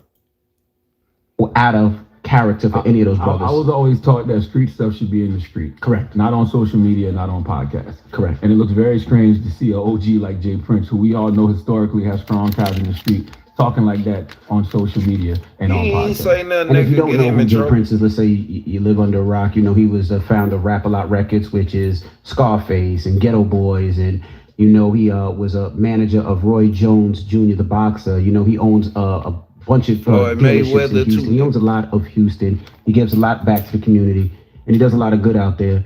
And also, when you go to Houston, and if you ever have a problem and you need to call and touch somebody to make sure you're okay, he's that brother. He's that brother that'll help you out if you need something. We need to be putting our arms around each other, because we can't solve problems with the same energy that created them. Correct. Once again, we can't solve problems with the same energy that created them. It feels like right now the same energy that creates a lot of these problems in the streets is trying to be used to solve these problems. Correct. And that's not going to work. I agree. That's not going to work. All right. Well, hopefully somebody get these brothers on the phone, squash that out, and they use their two together to squash and do some positivity. Because, I mean, Jay Prince was the one that squashed the Kanye and Drake beef, for people that don't know. He was the one that got in between them and made them do that concert together and squashed it for. Drake said Kanye still the ops. He said he's still the ops. But he said I did that for the mob. He said it's for mob times. He did that for the mob. That's for Jay Prince. But that didn't say he didn't say that he didn't still. It was. He said he's still the ops. Oh, he did. He said it on that song. On that same bar. Yeah, it was kind of because it was kind of loud in there. I only heard the last part. Yeah, defend your guy Kanye, Ray. That's right. I was defend your guy. What I was saying Ray was J Drake. on there. I said Drake didn't mean it like that in a disrespect. Don't tell Aubrey what he meant. Drake. Before you end up in a bar. Shout out to Drake. You won't be a bar. Listen, Drake. You don't want to be a bar. Hold on, Drake, the only person Drake is that I got nominated for a writer's Grammy. Put your name in the song. Get what I'm saying? Make Drake put your name in the song. Please, Drake, my friend. Put your name in the song. I'm nominated for a writer for a Grammy. I'm a Grammy nominated writer because of Drake. This nigga. I'm a Grammy. Not like that. I'm a Billy, knock it off. What song? From that Views. He sampled One Wish, and Views got Album of the Year nomination for Grammy. I don't believe Ray J. Man, this I ain't never heard this in my life. What song did he sample? Because I found out late. I heard that. I was. This one is crazy. My name was on the Grammys. This crazy than what he said about Southwest T yesterday. He said Southwest T let him drive a Bentley 20 years ago. No, from my first Bentley. I was there. I was in the back seat of that Bentley. See, I told you. Wait. Yo, you giving your donkey to me? That's why your cap look like that. Whenever you really cap, what the fuck did Wack have to do with this? What up, YouTube? This is Getting Radio back at trying to see what the fuck Wack a declaration of war against Jay. I told y'all, a lot of this shit y'all gonna be watching me see for the first time. I be late because I don't really be caring about, but it be all over my feed. I'm trying to see what the fuck Wack got to do with this. Hey Prince, it gets interesting. I'm gonna let y'all get to it. Shout out to Whack 100. Shout out to Beast and Dangerous Minds. This is Scotty Radio. Let's go. Oh, he must be down with Whack. Whoever this nigga is that this video for. Tasha, this not good. I'm playing other nigga videos. Fuck that. Y'all listening with me. I ain't got time to be worried about it. YouTube don't be wanting to monetize nothing no more. We slaves. Motherfucker disease. He want clown Offset suffering from being a fake motherfucker disease. He want to play victim now, but he was a volunteer when he spoke threats about me and my family name in his mouth about what he gonna do. Why you didn't call me to talk is the twist you want to use. Tell lies in your woman ear. I don't have time to listen to weak shit. Now you want to fake in front of a camera, trying to hide behind Takeoff mother when I've shown nothing but respect for her and family. See, boy, you acting like you a part of a family that don't really f with you because you're a snake. Now you don't know me from a can of paint. Let me see if I can refresh your memory. Let me see if I can refresh your memory. But this is what I was telling y'all, didn't I? I think I told y'all last night. Y'all ain't never wonder why them niggas be talking all that shit. Just listen right now. We finna get right back to this. But y'all ain't never wonder why them niggas be talking that shit by 17. And you ain't never heard Jay say nothing. I bet you, if anybody ever asked Jay about me, he gonna tell him, that's family. That's from Mama West to Pimp to now. Like, you see how he just said about Offset, like, you or whatever, the family don't F with you. Jay know who the family don't fuck with as far as Pimp go too. Like, he know. He know. I'm telling y'all, him and Pimp was like this, and him and Mama West was like this. Like, why the hell y'all think I'm good? I go out there, motherfucker. I don't have no problems. Remember we talked when you got your ass whooped in Atlanta? You forgot? Remember when you called up on me and I came to LA and met with you because you was nervous about your wife performing because she had them issues about using the word flu? You forgot? Remember when you and Sauce Walker was beefing and you wanted me to stamp that bullshit? You forgot that too? I can go on, but I think you remember now. Got to do with this. See, this is the reason I say blood make you kin and loyalty make you family, because of motherfuckers like you that have stuck a knife in the back of the ones you call your brother. Explain. Since you're a real, explain to the people the real reason why you weren't on that stage at the Grammys with Quavo, who you call your brother, for the tribute. You ain't man enough to do that because you what we call a tender dick. Takeoff, Quavo, and the family wasn't with you for a while before his passing, and still don't with you because you a rattlesnake nigga. Yeah, Quavo been letting you make it because he got a good heart. It's consequences when you f with me. I don't have no heart for no snake, and I'll give you what you ask for. Now maybe that's what they talking about on Breakfast Club, because he said Quavo been letting you make it because he got a good heart. And then he said, well, I ain't got no heart for no snake, so it's consequences when you fuck with me. Now, I mean, they could try and make that something that'll put him in trouble or whatever if something ever happened to Quavo, but I mean, not Quavo, Offset.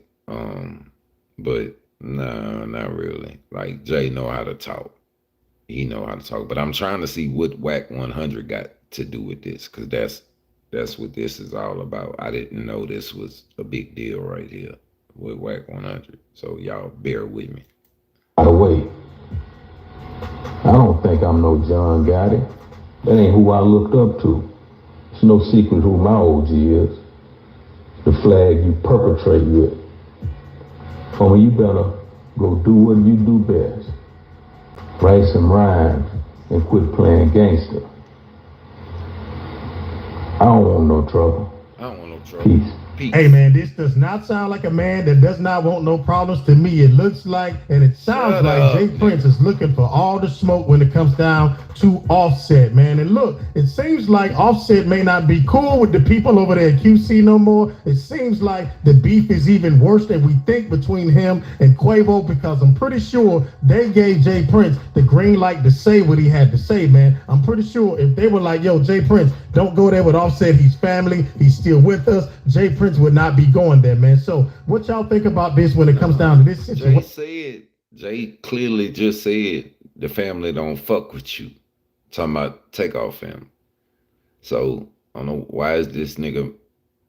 See, this how these niggas be clickbaiting channels and shit. Cause why is he acting like he didn't just hear Jay say that shit?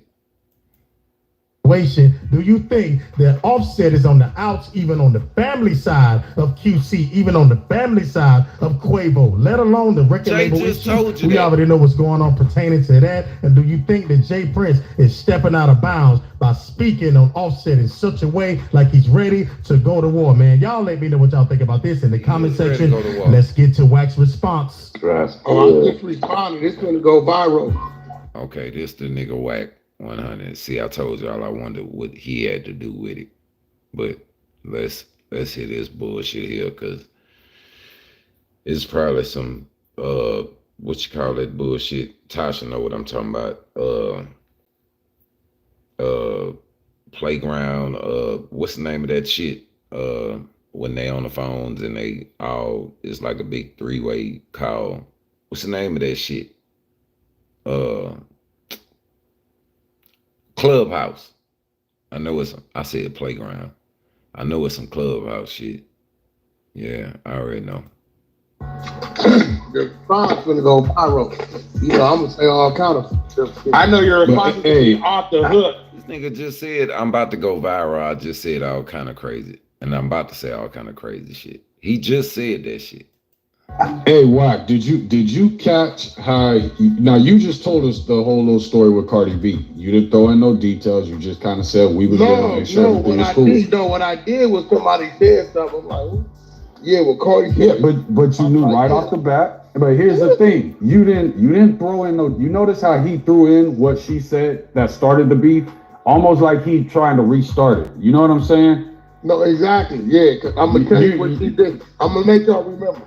She put up a picture with like a blue dress or a blue fur or something, and she was like, "That's hard, but I don't wear blue," which is a disrespect to blue.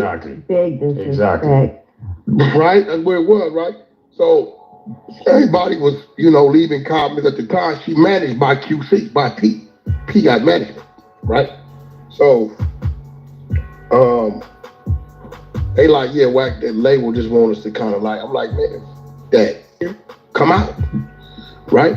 I said, I'm gonna call Big U, we're gonna clear it on that side. Me and Big U running tough at the time, right? I'm gonna clear it on that side. We're gonna put the homies on here on this side. Right, our first event was like right on Roberson, never forget, Roberson. Some little club downstairs from Pet House.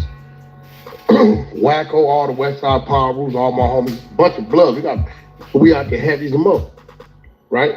So I don't know what you ain't got no say so out here. Yeah. Like this right here is weird. Like he be acting like and now, and I'm glad people seeing it. The first they wanted to put it on me. Why did you expose to the world that Offset had an issue with you about this man getting killed up under y'all supervision? If you heard in the street, Offset got an issue with you, nigga, why is you broadcasting it to the world, nigga? That's a PC move. Right. Man, this number. If a nigga, yo, Wack, what's up, yo, man, and nigga, whoop-de-whoop, Lil D, talking about his home when y'all see each other. I'll come on Clubhouse. Yeah, Lil D, you tell a nigga this home when I see. Come on. Transmission. I want the police to be up on it. Come on. And it was crazy. All y'all niggas from Houston, I don't know why. I don't know what this nigga did. But man, y'all know it don't go like that, bro. That don't go like that, bro. He ain't supposed to be, you ain't supposed to be doing all that. Oh, shut the fuck up. He's my snitching. It's like dude said in the chat, basically saying, hold me back on the internet. About him and Quavo. We still trying to figure out if you lined off motherfucking takeoff. You give a fuck about him and Quavo. You worry about him and Quavo, dang. Right, that ain't got nothing to do with him. I'm gonna run into him though. I'm gonna see what his gangster like. I'm gonna see if he's scared to go to jail. I'm not. I ain't tripping. I'm gonna see really where you at with it. I can sit there. If this is not 1990, motherfucking ghetto boy, if you wanna go to war, I'll take you to war. Yes, you ain't been to war yet. You ain't even been to a substation. All this big old gangsters. I ain't never seen a nigga 57 ain't did a day in jail. Get the fuck out of here, man. Get out of here, man. That's wild. That's real. You talk all this high power ass like you ain't did shit. Out of here. You're overrated, bro. Why you what? Nah, I don't know how y'all think of what y'all was taught, but you can go back and listen to my album, the Pimp C Presents 17 album, and on all his skits. Well, not all of them, but it's on one of them. He say, a nigga bragging about his criminal record longer than mine. Newsflash, if you went to jail, it's because you're dumb and you lost and you got caught. That's, no, he trying to say how you 50, well, Jay 58, I think. But he said 57. How you 57 and ain't never did a day in jail? Cause I'm smart. I'm lucky, I'm blessed, all that. Like, I ain't never did a day in jail, and I done did all kind of things allegedly. So I don't know. I don't understand what the hell Wack talking about. Do you remember when you had to call me? Why are you telling the world that you and this man got a problem? Why? For what reason? Just handle the business. I got a problem with all kind of. We ain't gonna be letting nobody know. We gonna get to it. Just in case you catch me, I catch you. We don't need to get nobody no motherfucking lead. You just heard the feds call me about what they thought they heard on the internet and whoever talking on your side. And you want to come on the motherfucking internet and broadcast we got a problem. Me and Offset got a problem. It's crazy. Dry fishing ass. Hold on, I got a question. Didn't he do the same thing? He's on here right now saying, I'ma test his gangster. I'ma see how gangster he is, blah, blah, blah. He done said all kind of stuff before about what he gonna do when he see Jay. So now he's saying Jay doing the same thing he do. Y'all see how these internet niggas confuse me? Know that's dry snitching. Every nigga know that's dry snitching. That's for sure, dry snitching. Everybody knows it's dry snitching. Like, nobody knew. It ain't like they got into it somewhere. You know what I'm saying? It ain't like that. Like, you know, they was somewhere and they got into it and everybody knows the problem, right? Nobody knew shit. Right, he could bring it up all them old beefs and shit, all them Nobody knew shit. Now you want to go on this motherfucker and tell motherfucking people, yeah, you know, I'm here through the grapevine. You know that Offset got a problem. And just shut your ass up and deal with the problem, man. Like when these people call me, hey, hey, check this out, dog. Kim, what he stand for, when they hit, I hit, we keep hitting. Power rule, get off my jack, get to it. I'm waiting. Yeah. My address on the internet, you get to it. When they hit, we hit. Just know that. Like he know where I'm at, I know where blood at. The only difference is, he got to get this to do. I'm a doer. Yeah. So when you come over here playing with me, just know I know what to do. Yeah, when I hit, he hit. Yeah, that's it. When you hit, we hit. That's it. We hit back. We hit back. Yeah, that's it. Who is this nigga cheerleader on here? Who's the nigga that's his cheerleader that be on the phone or whatever it is on Clubhouse? Because I don't do that. Hey, we know what come with this. Really, I believe if you on Clubhouse and you a grown ass man, I don't care who y'all. I don't care who get mad at me. I give 0 fucks. I believe if you a grown ass man and you got your ass on Clubhouse, you need to take your ass back to your teenage years, because that's not no grown man shit. That's a bunch of niggas on the phone some kind of way. Just, it's a shit mess. It's like the Jerry Springer of fucking merge calls. I don't know how else to put it. I'm high right now, so I could have came up with something better, but that's all I can think of right now. If your ass is grown as hell, if you over 30 and your ass on Clubhouse, I even give it over 30.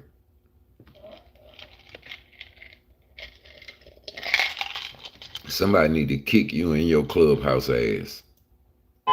We all know what come with this. Been accepted. And fuck you. A fight go with it. I don't give a fuck. This 3.5 decades ago, when peace come war, that's cool. Why you tripping? Why you think I got life insurance?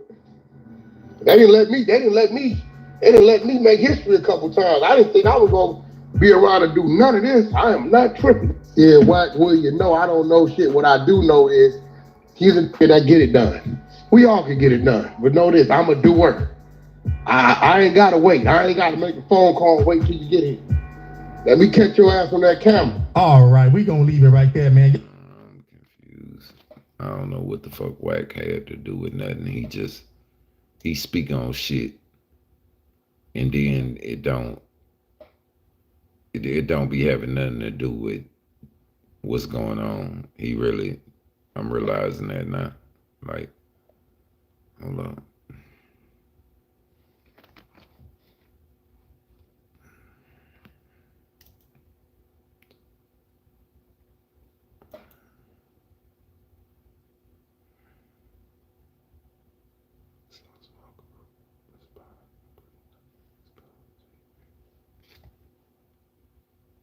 What the fuck Sauce got to do with it?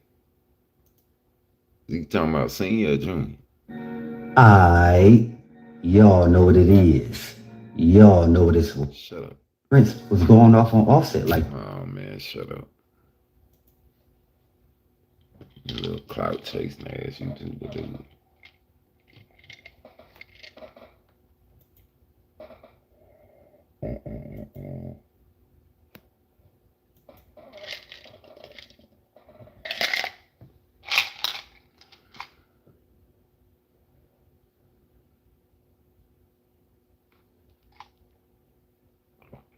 I don't want to see shit Sko had to say about nothing. Like 100. See, yeah, Wack did what he said.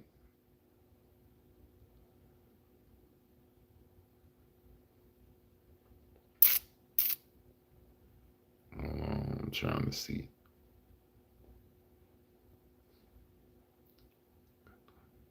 Cardi B responds to Jay Prince, you a liar.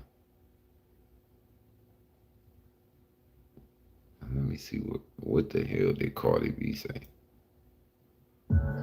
Yo, what up? It's your boy Buddha. Hey, so Cardi B responded to Jay Prince saying that Offset had called him when they was in LA because Cardi B was having the issues about the word flu or something like that.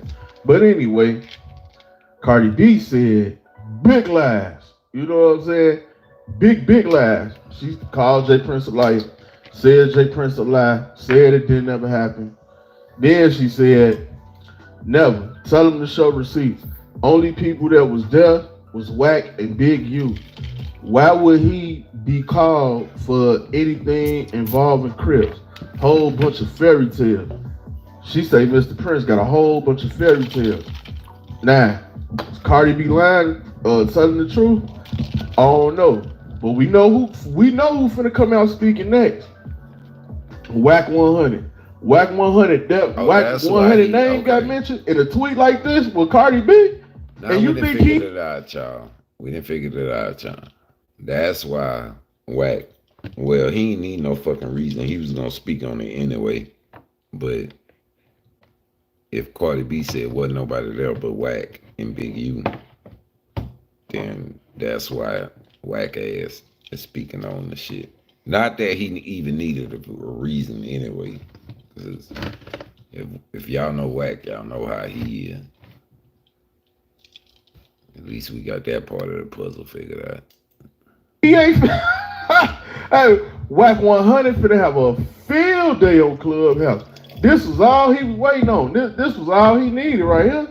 Wack 100 finna go crazy on Clubhouse. Y'all think he ain't? I know he is. You know it and I know it. But yeah, so that's what Cardi B saying, man. Cardi B saying that it's a lie, it's cap, and he wasn't there. It was just Big U and Wack 100. I don't remember the flute issue. If you remember it, leave it down in the comment section. I know it was an issue with Cardi banging certain stuff and saying different stuff and certain stuff like that. Yeah, I've been here, heard about that. But I always looked at the like, come on, bro. Like, you know what I'm saying? Cardi B a female, so I never thought it was gonna get too far out of hand anyway. But y'all get in the comment box, man. Let me know what y'all think. Cardi B said J Prince a life. It's your boy Boo. Yeah, that's okay. So that's what Cardi B said. She gonna stand by a nigga though. I don't see how. I don't even see how. That's a shock. I expect that.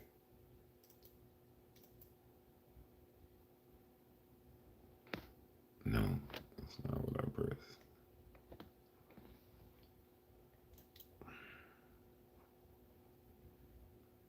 QCCOP makes statement on J Prince and on QC 1 hour ago. What did he say?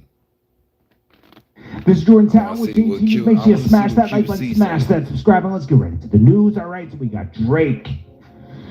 Drake's co-signing this artist named Wiz Heaven. We don't give a fuck. Trey Songz, I don't know, but Drake accusations against the singer throughout the years. This case has so much more than one singer viciously abused a survivor.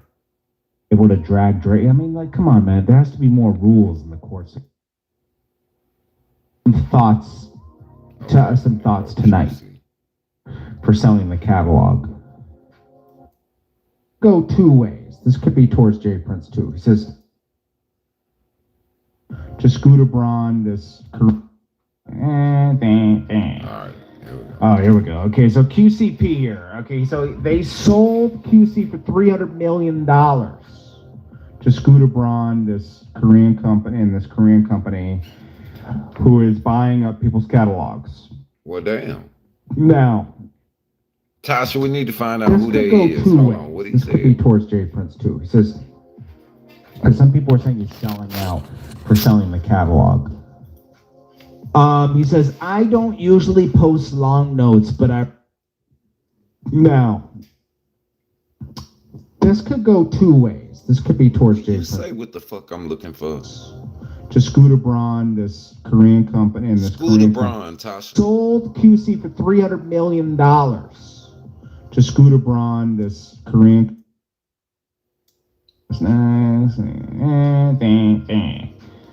Oh, here we go. Okay, so QCP here. Okay, so they sold QC for $300 million to Scooter Braun, this Korean company, and this Korean company. Scooter Braun, Tasha. I don't know how you spell that shit, but that's Scooter Braun. We need to get in touch with them. They buy catalogs. Who is buying up people's catalogs. See? Now, this could go two ways. This could be towards J Prince too. He says, because some people are saying he's selling out for selling the catalog. He says, I don't usually post long notes, but I recorded some thoughts tonight.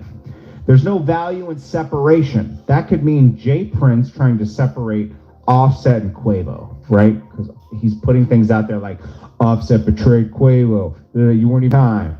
Trying to put wedge something, blaming Migo bands for the whole thing, all this other stuff.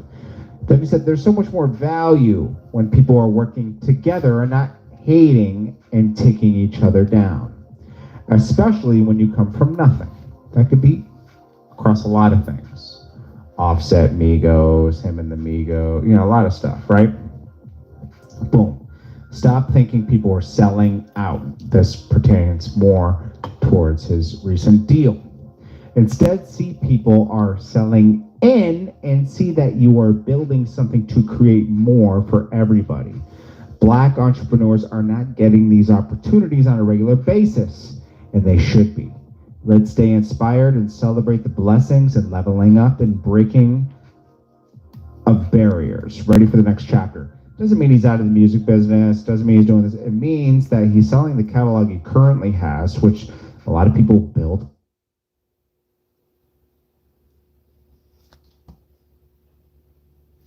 I understood that. I know what he doing.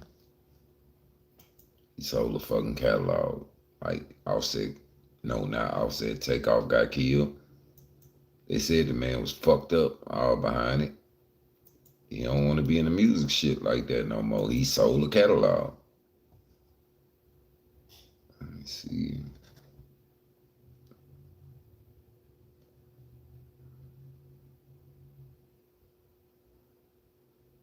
That's stupid. See, it's 1 and 2 days.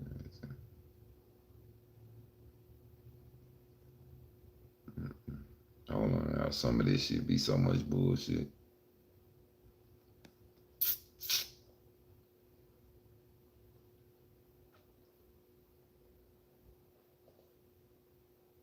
Lies on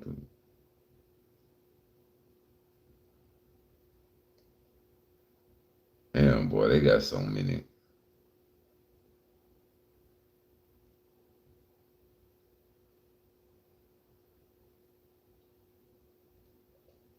They got so many bullshit ass bloggers putting up stuff, bro. Quavo says, matter down to play J Prince. Hold up.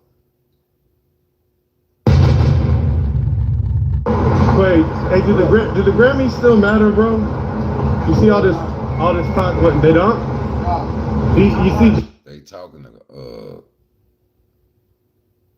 to Quavo. It's TMZ. So they asked him, do the Grammys still matter or whatever, I guess, after that shit happened. Jay Prince wants to do a concert with, like, the same night with Drake, everybody, Kanye. Let's do it. And Nicki, you too? Would you be down? Yep. You think that could ever be big? Nah. Quavo just said, let's do it.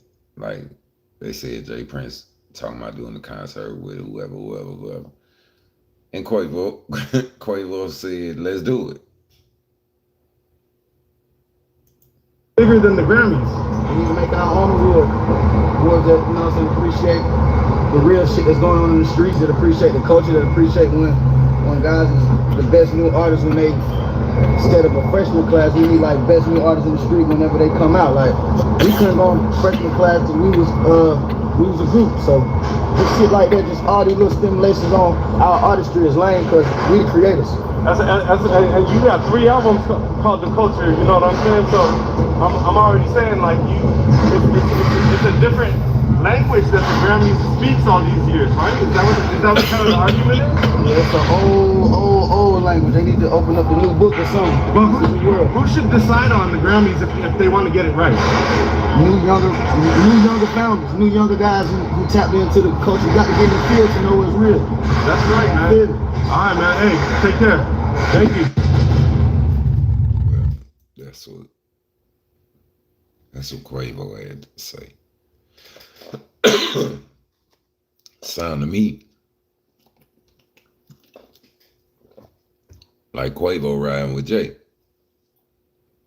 I mean, I don't have to pick no sides, dog. When I tell y'all what happened with me, that's just real shit. That's the truth. Now, if something was done wrong, I'm going to say, all right, that shit wrong. I don't give a fuck who it is. But I'm looking at this shit, and all I can say is don't let that shit fool you with some Houston versus Atlanta shit, because that's not what it is. And that ain't what Senior saying. I ain't speaking for Junior. I don't know what the fuck Junior be talking about.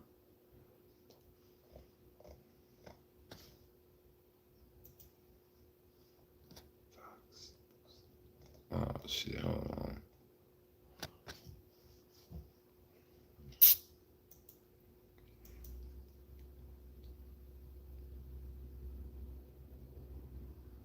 So Boogie, what?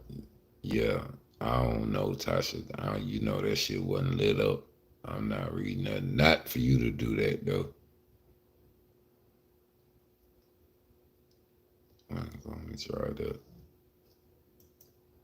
Why is Tommy ass in my even in my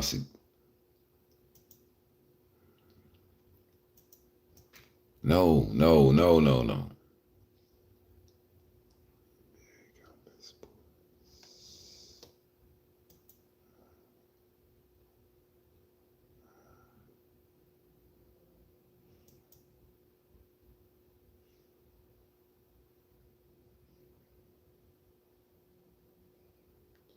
Well, shit, he need to get the fuck out of mine. I ain't never watched him. I don't even know, like, ever.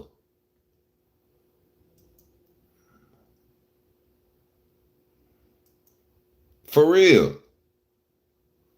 I'm trying to show y'all something, and his ass is in my,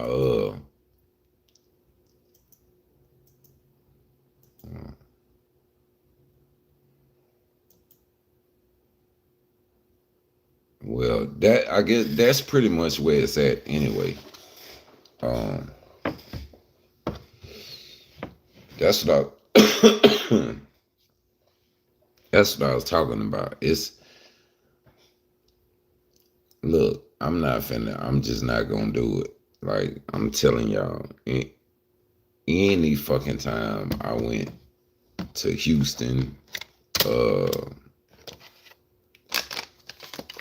I pretty much would either had not have to, but I would go by that compound or go by Takeover Studios or whatever Jay had going on at the time. Where is my glass? And I ain't got no reason to lie to y'all. Once I was there, it wasn't nothing else to worry about. Like, and then niggas get offended if you even act like you got something you need to be worrying about. Like, it ain't like that. It's just like, you here, you with us. Like, I'm talking about senior. Now I'm not talking about junior. I'm gonna tell y'all a funny ass story. So Jay was fucking, at the time I didn't know that he had a damn island in Belize. I wasn't paying that much attention. So we had talked, and he asked me how fast could I make it to Houston. And I was like, well, it's on you. So Jay made sure I got to Houston or whatever, and he wanted me to go to, it's called Takeover Studios. I don't know if they've changed the name or not. So anyway, Jay know I'm going there. That's where he want me at, because that's where Big Al and like I say, shout out to Big Al and all them was at. That's the producers and the engineers. But I don't think Jay really thought about it till after the fact that he wanted me there, and he wanted me to stay there. Like, he wanted me to just, he was gonna be there like the next day, or like maybe like 2 days later, he was gonna be there. So, but I don't think he thought about the fact that yeah, I was going there, like, and Junior was in there. So, like, when I got you can't make this shit up, man. So when I got there, Junior's there. So he know his daddy didn't sent me there though. So it's like, what can he do? He can't. Your daddy, nigga, I'm here because your daddy said I'm here, nigga. You know, that type of shit. So we was gentlemen for the most part. Big Al and them, as soon as I got there, they put my thumb drive in. They playing my shit. Everybody in that bitch rocking. Big Al and them, all them. Everybody that Jay wanted to hear it because I didn't know at the time. But the next day, we went to So South, and that's when Jay threw me that alley with So South. So we all in that bitch rocking, and Junior's in the kitchen, and he had some of them mob type nigga shit. It was, I don't even know who the fuck it was, but you know, you playing shit out of one studio, and then you could play shit in like the kitchen area where we was at. So he finally just cut his shit off that he was playing, cause Big Al and was in there. Like, I'm telling you, they was bumping the fuck out my shit. Like, and then we, you know, telling me, hey, just go with this single right here, you know. So I go outside. We go outside to smoke. Me and my partner that was with me. What's up, Phil? That's my partner that was with me. So we go outside to smoke blunt or whatever. And no, we went outside to smoke a cigarette because you could smoke in there, but you couldn't smoke a cigarette. So we go outside. Junior come out there while we out there. It's a broke down Bentley under like a little shed part, like right there. I think the whole roof looked like it was just fucked up on the motherfucker. So my partner Phil, you know, he asked Junior, like, well, what y'all want for that? Because Phil do all kind of shit with cars. He can put a new roof on, whatever. So all I know is they was talking about, you know, Phil was gonna try and get the Bentley from him or whatever. I mean, me and him spoke for a brief couple seconds. You know what I'm saying? Just talk about some shit. I had to let him know, I know, yeah, you fucking with the bitch I used to fuck with. And just little shit like that I knew. He knew I knew. So, and not on no square shit. Nah, this on some, yeah, the bitch that used to pay me, I know you fucking with her now. So that type shit. Man, before I knew it, Riley B rolled up. Riley B is Chetty Boo's uncle. Chetty Boo is Pimp's oldest son. I told y'all I've always stayed with whatever the family wanted to do. But before I knew it, Riley B pulled up. And I don't know how many other niggas pulled up after Riley B, but it was a whole bunch. And it was guns everywhere. I just like, Junior went back inside then, and then we all ended up going inside. But I remember before we went in, I'm telling Riley B like, hey man, it's cool. Ain't nothing gonna happen. You know what I'm saying? Like, Jay, I'm here because Jay got me here. I got the keys to the studio in my hand. So Riley called Jay, and Jay was on a fucking boat somewhere, probably right outside the island. He was telling Riley B, nah, I'm gonna make it there in the morning. So he was like, tell 17 just stay at the studio because you had an area you could stay in, and then they had a little living room area. But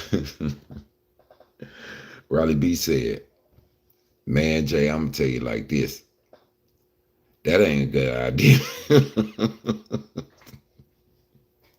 He said, because if 17 got to stay here, then that mean me and all these niggas with us gonna stay here. So, and Jay just laughed. I'm telling y'all, like, he be in the middle of so much shit that don't even really concern him. He just laughed. And he was like, all right, you know what I'm saying? But anybody else would have stayed and been like, I'm gonna make sure I talk to Jay. I'm gonna make sure whatever. Nah, I already know what's gonna happen sooner or later in here. If I stay here, it's gonna go down. Like, nigga already mad they in there listening to my shit, and he trying to play the shit he bought in there. No, that's not what I said. Huh? Thugs not. Yeah.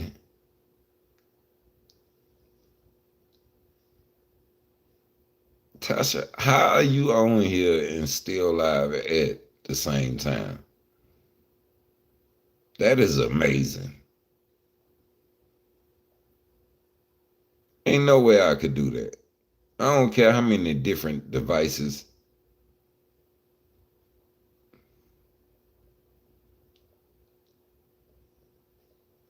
Now y'all just watching me be high. I done already looked at the videos. I done responded. I reviewed. Right, Tasha? Ain't that the right name? I reviewed the shit. Now y'all just watching me be high for no reason.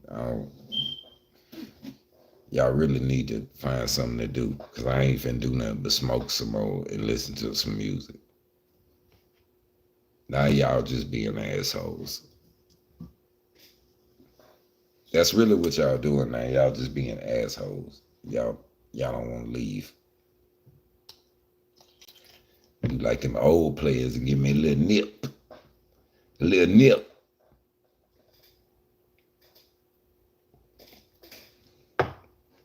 That little nip needs some ice. Shit. Wait a minute. That was ridiculous.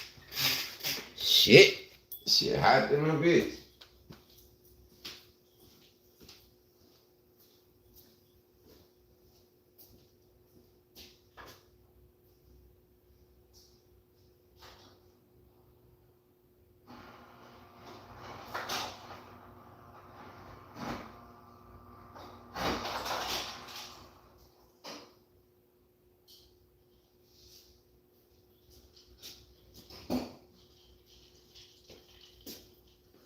Yeah, that little nip needed some ice on it.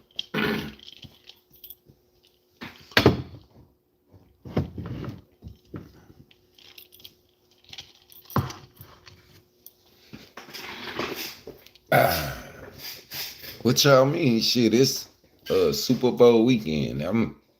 I ain't fucked up. I'm fucked up.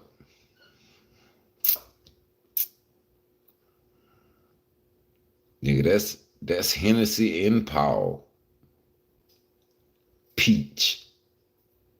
That shit, I don't know what they put. I don't know what they made that shit out of, but it's great. You don't even have to mix nothing with it. You just drink that shit. Just not hot though. Don't drink that shit hot.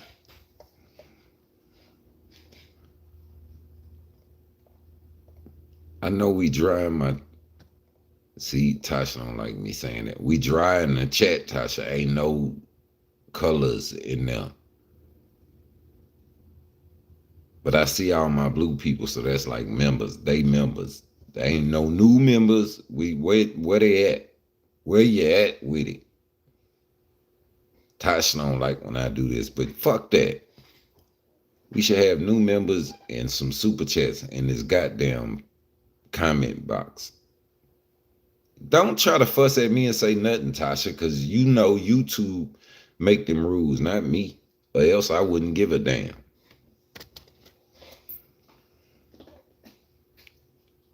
That is how it works. Okay, Tasha, if you don't have no super chats and no super stickers and no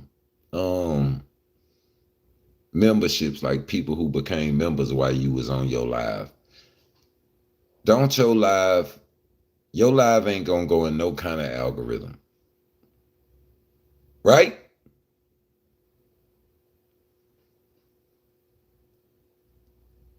No, cause she be fussing at me and I be fussing back though, cause this is real. Your ass better have, listen, if you got a channel, now Tasha is IT certified tech. If y'all need anything, y'all need to get at her. It's worth your money. But now, Tasha, you got to make sure you got something in your comments, some kind of super sticker, some kind of super chat, some kind of somebody becoming a member or something anytime you go live, or YouTube just look at your shit like whatever. She fusses with me about this, but I'm telling her, I know what I done noticed. You great at what you do, but I know what I done noticed. You can't fuss with me with this. I seen it. I seen what's that word you always be wanting me to look at, Tasha? The analytics. I seen it. That's now look at that, Tasha, since you like looking at analytics and stuff.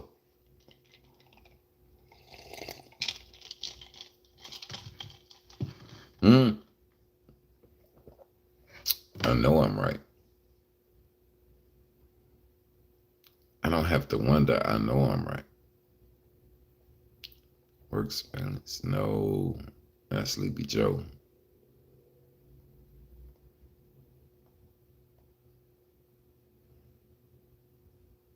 I'm right, Tasha.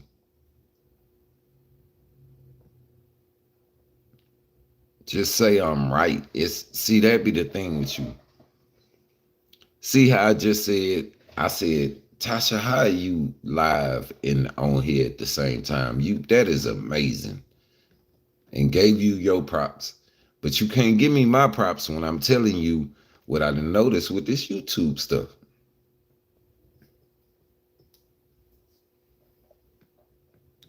Let me do it myself. Let me super chat myself, Tasha. How I do it. Cause I'm gonna put some color in my shit. Fucking with YouTube. I know what they asses be looking for now.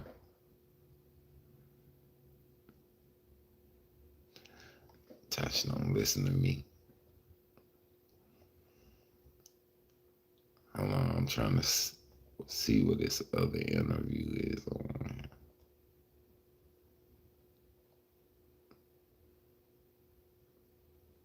Eggs.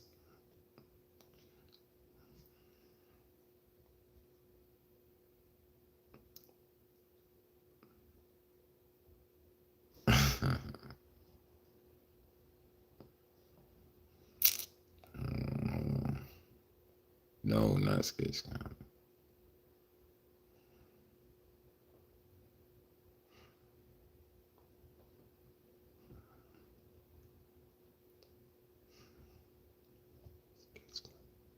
No, where's regular comedy?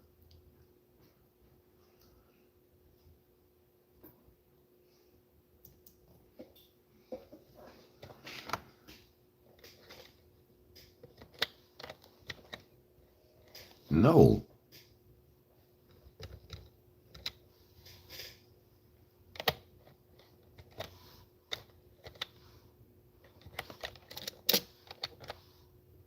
Boy, my WPMs then went to shit.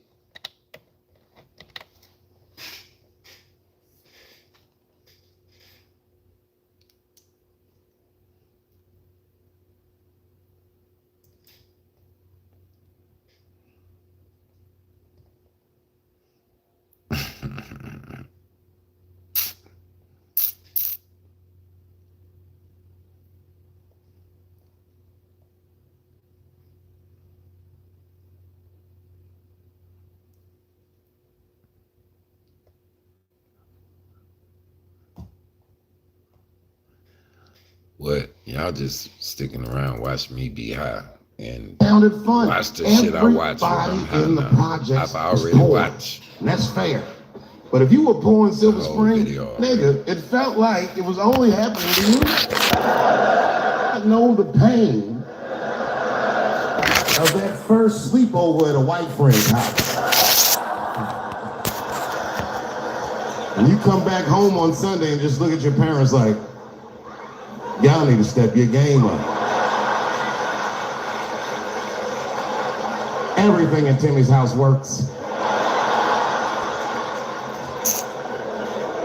Remember the first time you saw that? In cold winter, and you be at a white friend's house and see the motherfuckers in their living room without their coats on? This is what I listen to when I'm high. Like, you can't go wrong with Dave Chappelle because he be high as shit up there on that stage. Do y'all know how high that nigga be? The nigga, he ain't really telling on himself because he don't care.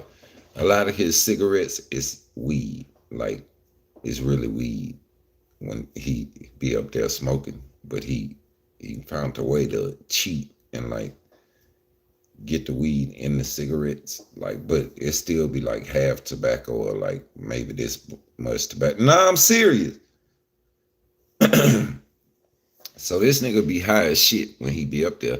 And then he keeps my interest because he ain't just hitting you with a joke all the time. He be telling the goddamn truth. So when you high, it's very like, I can listen.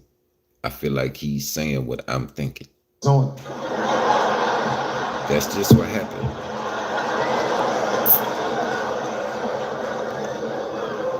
Timmy was one of my first white friends, like in my life, man. Good dude too. He moved to Silver Spring from Utah, of all places. I guess his family was affiliated with that Mormon church they got down there. And y'all pardon me for a second while I need to roll another. I mean, y'all might already be rolled up, but I need to, need to get myself together right fast. And him used to hang out. And one day I was at his house, we was hanging out, and Timmy says, Dave, why don't you stay for dinner tonight? I said, oh man, I'd love to, but I can't. If I'm not home before dark, my mother will kill me. That was a lie.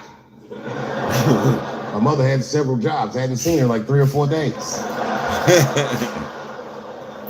At that point in my life, it was my experience that white dinner wasn't delicious.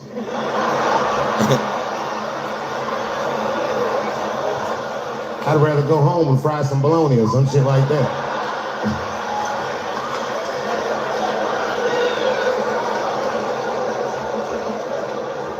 But then old Timmy threw me a curveball I wasn't expecting. He said, oh, it's too bad you can't stay, Dave, because Mom made stovetop stuffing. I said, what the fuck, stovetop? Well, hold on, nigga, let me make some phone calls real quick. I had seen that commercial so many times, I had dreamt of getting my hands on some of that stovetop stuffing. And finally, I met a motherfucker that actually had a box of stovetop in the house. I couldn't miss this opportunity, so I pretended to call my mother. And then I came back and I said, Timmy, you're not gonna believe this, great news. Mom said I can stay. And he said, fantastic. He said, why don't you come with me and we'll help set the table and then we can say the blessing. I had no interest in setting this motherfucker's table or saying these crazy ass Mormon prayers. I just wanted a goddamn stuff. My hands first. My plan was simple. Wash my hands slowly, and by the time I'm done, the table will be set, the blessing will be said, and all that there will be left to do is eat stuff. Went to the bathroom. I washed my hands very slowly. Let me just say, that's pretty cool, y'all just hanging with me watching Dave Chappelle, because it's almost like y'all here, but y'all not here. But I know y'all must like the same shit I like. I must have been in there for about 10 minutes. And suddenly, one of his mom, as Kennedy would say, shout out to y'all. Shout out to y'all, man. Shout out to all the ladies in the room that got that C-section and that that pouch, definitely that pouch. Shout out to all the baby mamas that's finna get y'all tax returns. I need y'all to holler at me on the back end. All baby mamas.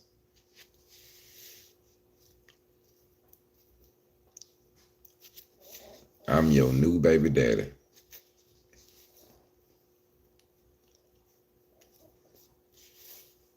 I am. I'm your new baby. All the baby mamas that's finna get y'all tax returns. Y'all got by. Shit, today the 9th.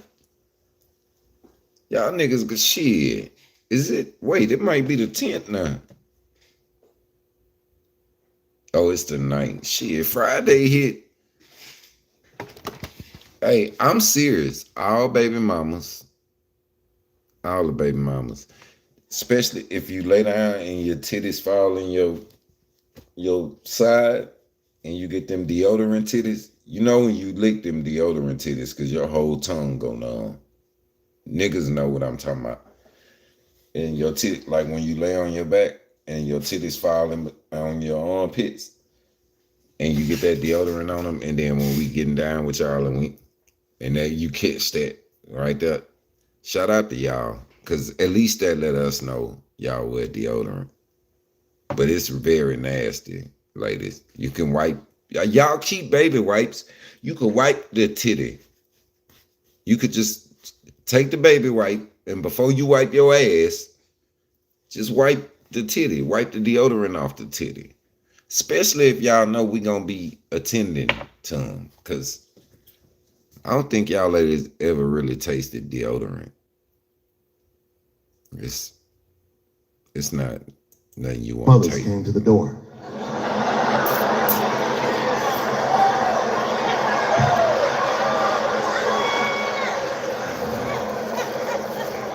She was like, "Hi, David, right?" I said, "Yes, ma'am." She said, "Timmy tells me that you're planning on staying for dinner." I said, "I hope that's not a problem, ma'am." She said, "No, it's no problem. In fact, we'd love to have you. It's just that we weren't expecting company. And I'm afraid there's not enough stovetop stuff for everybody." So I kicked her in the pussy. I kicked her in the pussy. Bam! Ladies and gentlemen. Nigga say, I told you I'm dope. Nigga. I told you what I was going to say, and you still didn't see it coming. And that's why I make the big bucks.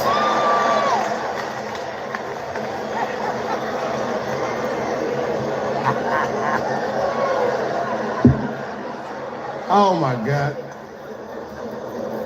But there's a more important reason that I would stop doing comedy right now. And this reason is the real reason that's been percolating, and it really is the crowd, not you. I'm talking about the crowd on the big stage. The crowd too hard on the big stage. Country whose ears are so brittle.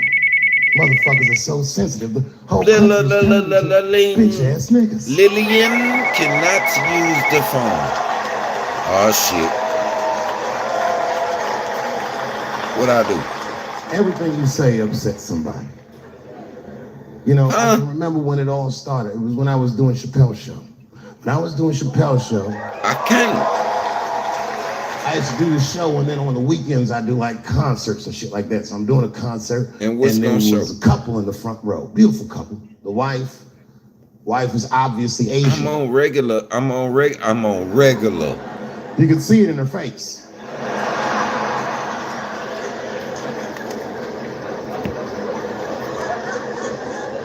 Oh, the husband. Well, this motherfucker was why I gotta do that? At least couldn't quite pinpoint where he was from. Caramel colored fella, very nice hair, but it could have been from anywhere. Bangladesh, Mexico. I can't guess with a nigga like this. All I knew for sure about this guy is that his wife was a bitch. I could see that in her face too. I'm in trouble because I'm not supposed to roll my CBD on camera. So I'm gonna turn y'all around and just y'all might can't but I can't show y'all this video either. So Tasha, so y'all just gonna have to look at blur while I finish rolling this. If y'all want to, don't worry about me. Listen to Dave. I don't know what else to tell y'all. Shit, I'm trying to get right. This is ridiculous. This is why you deserve color in your chat. Damn, what you talking about, Tasha? I got to follow rules and shit. No, he was laughing and having a good time, and she was scowling at me at a goddamn comedy show. I couldn't figure it out. And then I realized at some point that she was pregnant. And I was smoking on stage. I said, oh my God, that's probably why she's mad. So I started to put my cigarette out, but then she hit me with one of them fake non-smoker calls. So I just kept smoking. I thought to myself, bitch, that baby will be fine, relax. And I tried to break the tension. I just asked her, that's all I said. I go, hey, where are you guys from anyway? And I could tell that she was on to me. She goes, very condescendingly, she says, I'm from California. If you're asking my ethnicity, I am Chinese. He was like, I'm Mexican, bro. I said, well, I'm sorry if I offended you by asking, but you're a very beautiful couple. And miss, there's no question that you're going to give birth to the hardest working baby this world has ever seen.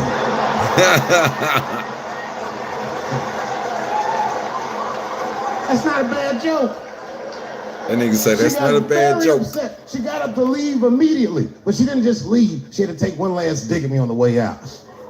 I will never buy one of your fucking DVDs again, Dave Chappelle. I said, ma'am, with all due respect, Chinese people don't buy DVDs. He said it's not a bad joke. Shit.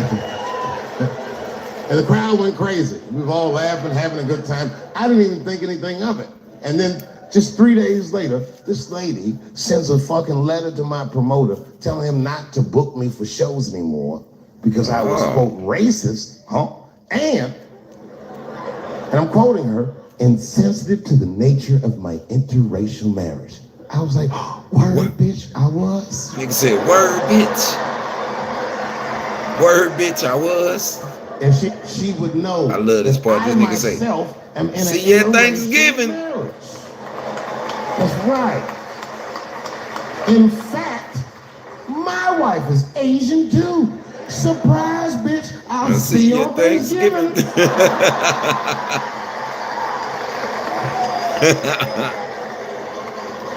But my wife's not Chinese. She's Filipino. That's right. And our kids are Puerto Rican somehow, so there you go. Now, I don't give a fuck about interracial marriage. In fact, you know what? My mother is half white. A lot of people don't know that. Well, all right, you were a little too excited, but okay. A lot of people don't believe me when I say that, but it's true. You can't tell looking at me, but if I grew my hair out,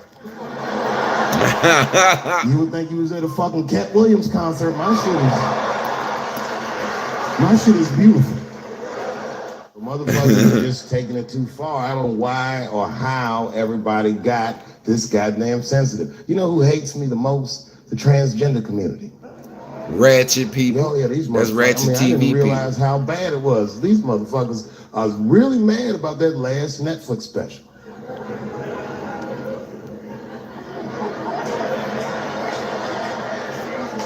It's tough, man. I don't know what to do about it because I like them. I always have. Never had a problem. You know, just fucking around. I was just fucking around. Fact, I think I make fun of everybody, and I mean, as a group of people, they have to admit it's kind of fucking hilarious, man. I'm sorry, bro. I've never seen somebody in such a hilarious predicament not have a sense of humor about it. They're born feeling like there's something other than they're born as, and that's kind of funny, you know? It's funny if it's not happening to you. You say if it's not happening to you. It's like that white black bitch that's in the news all the time. Rachel Dozer. She's a white woman, but then she dressed up like a nigga and shot her way up to the very top of blackness. And I always wanted to meet her just so I could understand. I just wanted to like have dinner with her so I could just look in her eyes and call her a nigger to her face. The fuck is that bitch talking about? I identify black. That is trans talk, ladies. Stop biting. Nigga said that is trans talk, lady. The difference between her and trans is I believe transgenders.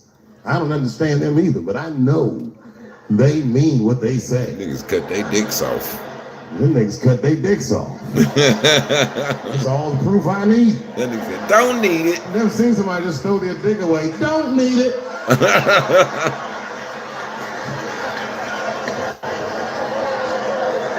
I don't understand, but I believe you and I support your decision, motherfucker. How far is Rachel willing to go? What is Rachel willing to do so that we blacks can believe that she believes she's actually one of us? Bitch, are you willing to put a lien on your house? Yes, in a mixtape that probably won't work out.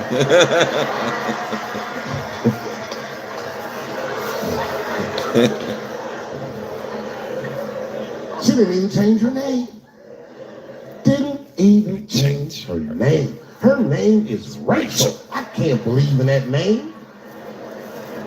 If you want my support, you're gonna have to change your name to the blackest shit I've ever heard. Draymond Green. Bitch, you're gonna have to change your name to Draymond Green. I don't know a blacker name than that. That shit is black on paper. If you type Draymond Green into Airbnb, that shit will log off automatically.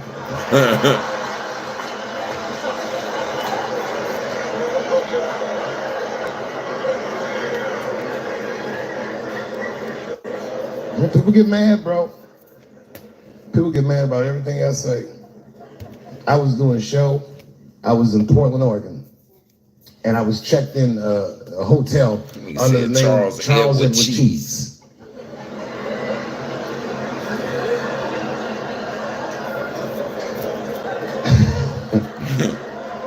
I came back, and there was a note. It was like a letter on my desk. It was addressed to Mr. Cheese. So obviously, I'm going to assume that whoever wrote this letter must be an intimate friend of mine. It's not some kind of name that a person would just guess. But then I open the letter, and it turns out I don't know this person at all. It's a fan letter. You know, I'm not even used to the idea that I have fans, but I'm grateful for it. And even though I'm grateful for fans, I don't read them. I don't read those letters. Be nice if I did, but realistically, it's like, what am I, Santa Claus, nigga? I don't have time for this. Like, got shit I want to do. I'm trying to chill. Read all these dreams and wishes from strangers. But I read it. I'd already opened it. So I just read the whole letter. And you know what, man? Whoever wrote this letter truly loves me. I mean, they were really fucking nice in the letter. And then they described to me what it was like to come to the show, how excited they were, how much fun they were having. And then they said that when I got to my jokes about transgenders, that they were, quote, devastated. Because it turns out that whoever wrote the letter was transgender. Now I'm going to be real for a second. You gotta understand, I never feel bad about anything I say up here.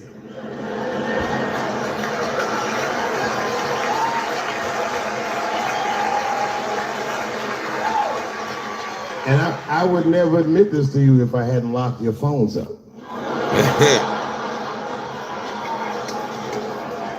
But it was the weirdest thing. Like when I read this letter, this shit made me feel bad. I didn't feel bad about what I said, you understand? I felt bad that I made somebody else feel bad. To be honest, I don't even know what I said that upset that person. I have so many transgender jokes.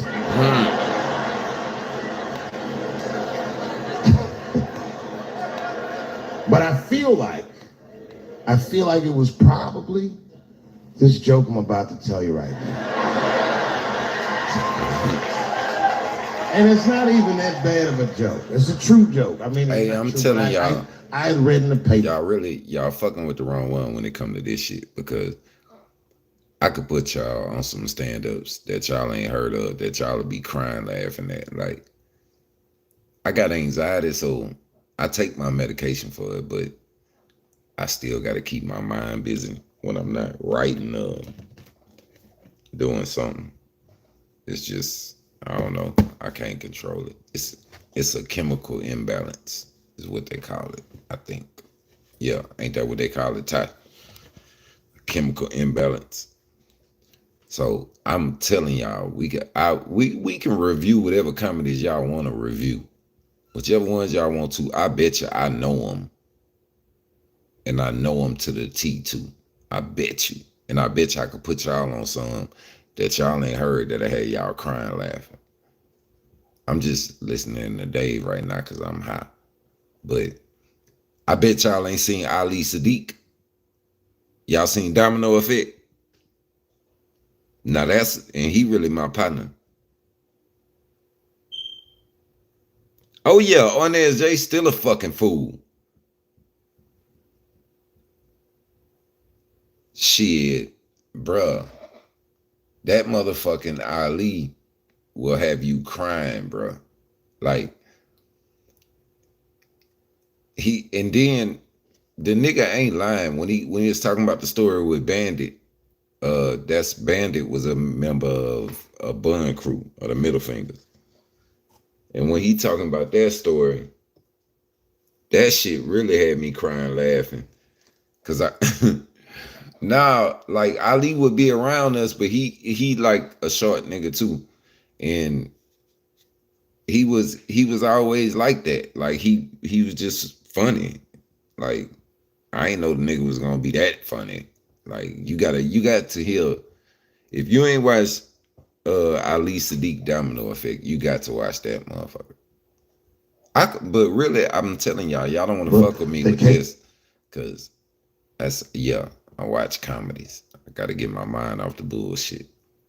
So stand up is my shit. I could put y'all up on some people that y'all will be like, damn, that shit funny, nigga. That shit funny. Like, Caitlyn Jenner was contemplating posing nude in an upcoming issue of Sports Illustrated.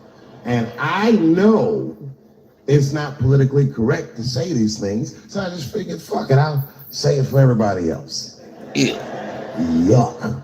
Oh, he said yuck, yeah. Oh, sometimes I just want to read some stats.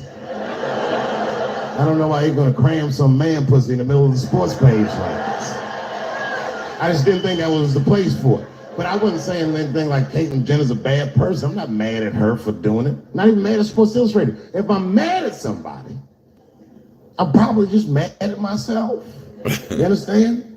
Deep down, I know that I am not strong enough to not look at those pictures.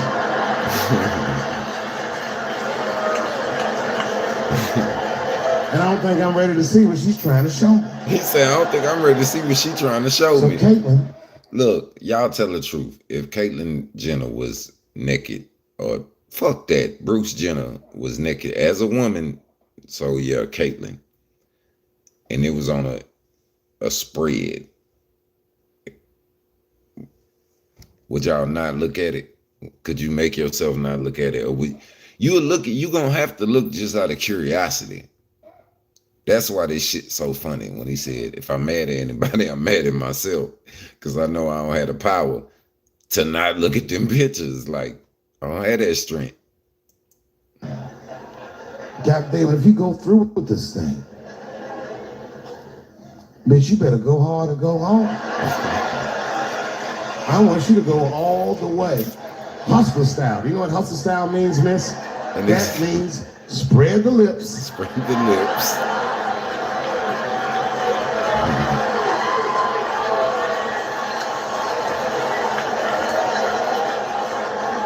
All she spreads her lips and there's an itty bitty dick inside.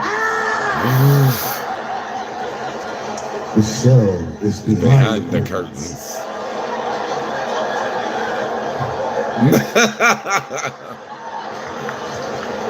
Man, this nigga stupid, man. I don't know what I said that upset that person. But I'm gonna tell you something. When I read that letter, and the moments after I read it, I did something that many black men in America do not have the time or the money to do. I thought about how I felt. Ain't lying. I asked myself a very basic question that I don't think I ever directly contemplated. I said, man, Dave, if you're writing all these jokes, do you have a problem with transgender people? And the answer is absolutely not. The fuck do you guys think I am? I don't understand all the choices that people make. But I do understand that life is hard and that those types of choices do not disqualify you from a life with dignity and happiness and safety in it.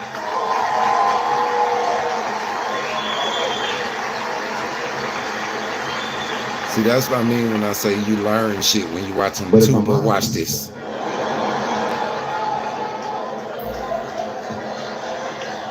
My problem has never been with transgender people.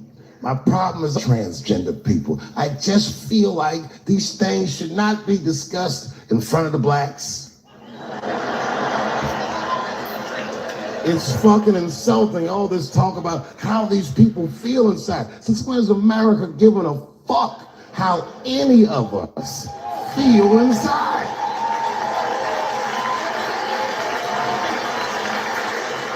And I cannot shake this awful suspicion that the only reason everybody is talking about transgenders is because white men want to do it. That's right. I just said that. He said, I just said that. If it was just women that felt that way, or black dudes and Mexican dudes being like, hey, y'all, we feel like girls inside, they'd be like, shut up, nigga. No one asked you how you felt. Come on, everybody, we have strawberries to pick. It reeks of white privilege. You never asked yourself why it was easier for Bruce Jenner to change his gender than it was for Cassius Clay to change his fucking name? Yeah, that's some real shit.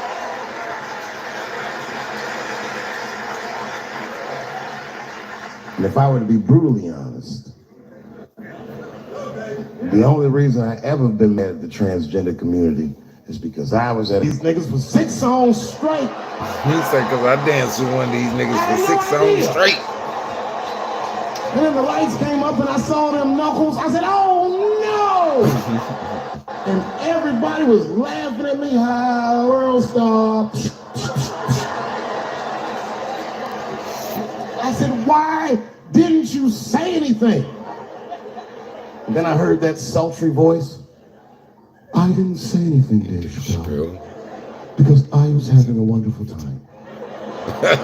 And I wasn't sure how you'd feel about it. He said, you knew how I feel about it. I said, you knew how I'd feel. And she said, I'm going home. I don't want any trouble from you.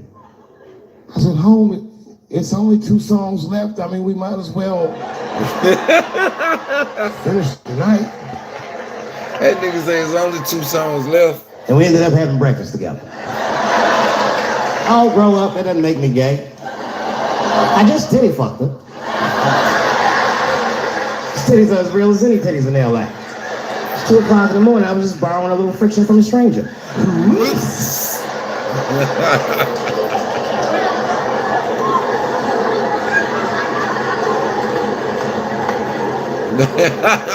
It's the madness of youth. It's types of mistakes that a man makes when he's young. I wouldn't even know that it's necessarily a mistake. It was a wild night out. But I don't do it like that anymore. I'm old. I'm 44 now. It's not old. It's the first time in my life I've ever started to physically feel my age. It's tough, man. You know how I'm getting old? This is embarrassing, but I was in my hotel room. I'm not gonna lie, I was jerking off, and I was really sweating it out. And this is when I knew I was old. I just gave up in the middle, nothing even happened. Fuck that shit. I don't like looking at my dick anymore. My dick looks distinguished. It's old, an old looking dick. It's got salt and pepper hair all around it. My dick looks like Morgan Freeman in the 90s. Without the dots. So without the dots. My dick narrates. Dave pulled me out and started jerking me around. But not with the same vigor as when he was young. He and I both knew nothing was coming out.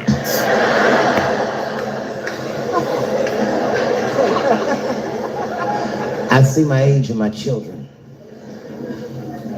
I came home from the road. This is not long ago. I've been gone for, if you can picture, I was gone for weeks and weeks. And when I came back, nobody was home. Now, one person in my family thought that maybe I'd like to see them when I got back. They knew when I was coming back, but they just weren't home. And that shit was a wake-up call. You know, when my kids were little, and the tour bus would pull up to the house, these motherfuckers would spill out. Dad is home, hooray! And they'd hug me and kiss me, and then as the years went on, they'd get less interested. Hey everybody, look, it's Mr. Promises back from the road.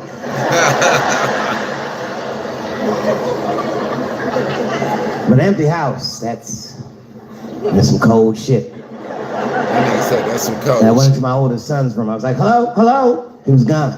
And I'd never done this to him before, but for some reason I just did it. I just looked through his shit. Just to see who this motherfucker was becoming. And I found these notebooks and I started going through the notebooks and there was all this wonderful poetry in them. Written as his handwriting. I didn't even know this nigga wrote poems. He's like, I didn't even know this nigga wrote poems. And then I looked through his drawers and I opened up his middle drawer. And I found his rolling paper. And I looked down at them papers like, oh. That's where that poetry's coming from.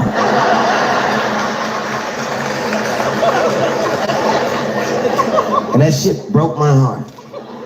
I mean, I smoked weed, but I mourned my son's innocence. And I cried a little bit. And I took his papers upstairs to my room. Rolled some weed that I'd hid from the family. And I got really high. And then I got paranoid. So I put his papers back and I found them. So he wouldn't know what I was up to. This nigga won't even know that happened until he sees the special. Yeah, nigga, I found you. Yeah, nigga, I found your papers.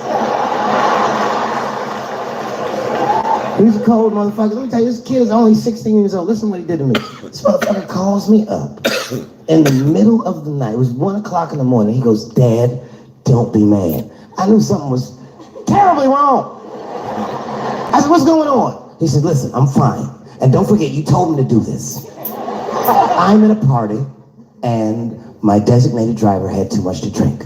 And me and my friends need you to come pick us up. I said, Jesus Christ, it's 1 o'clock in the morning, nigga. I am shit-faced.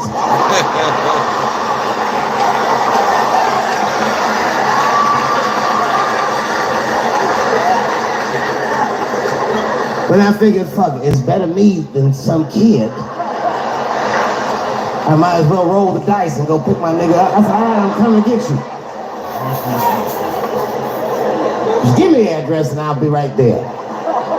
And then he gave me the address and I was shocked. I said, son, you are not gonna believe this, but I'm at the same party, nigga.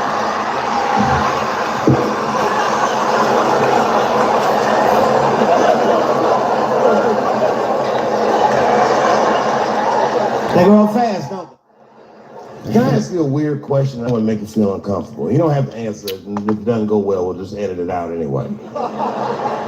Is it weird to be the only white people in a row? He said to be the only white people in a row. Is it weird? I mean, to be honest, does it feel strange? Are you worried at all? Give me your money, motherfucker. I'm fucking around. This guy got ice in his veins. He didn't even buckle. You know, like many black men my age, the first time I voted was 8 years ago. Yeah. Yes, sir. I saw Obama on TV and said, oh, I'm voting for this nigga. I remember the day I voted for Obama. I voted in Ohio, and my vote matters in Ohio. Ohio is the battleground state. But when I pulled up to the polls, all the soldiers were in line. There was so many black people in that goddamn line. I didn't even know it was a polls. I thought it was a check cashing place. Yeah, go to bed so you can't fuss at me for nothing. Old people were singing hymns and spirituals. Because we're going to get some shit. I've never seen black people that happen. I'm going to figure out how to put my own color in my own chat, Tasha.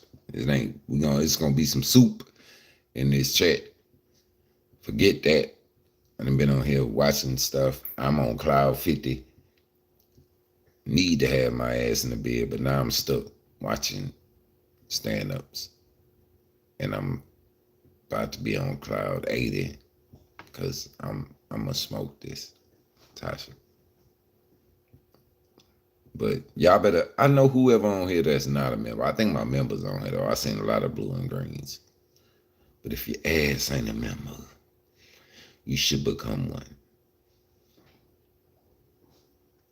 And I know somebody better hit that little super chat or super sticker thing. Whatever it is, y'all know what it is. I call it soup. Put some color in that goddamn chat. Cause I ain't playing with YouTube. They gonna get my algorithm shit. Niggas already tagging my name, putting it in their shit. Help them get views with that dumb shit. Tasha ain't going to bed. Tasha gonna be sitting right there live. 8 years later, I'm pulling up to the polls again. This time I'm driving a brand new Porsche because the Obama years were very good to me.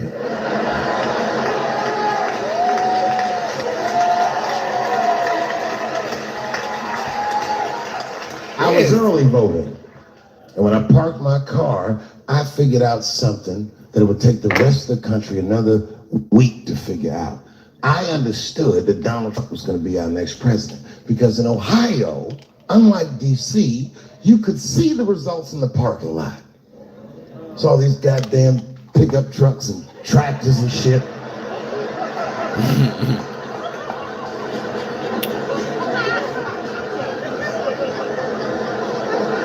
These niggas said pickup trucks and tractors and shit. I saw a long line of dusty white people.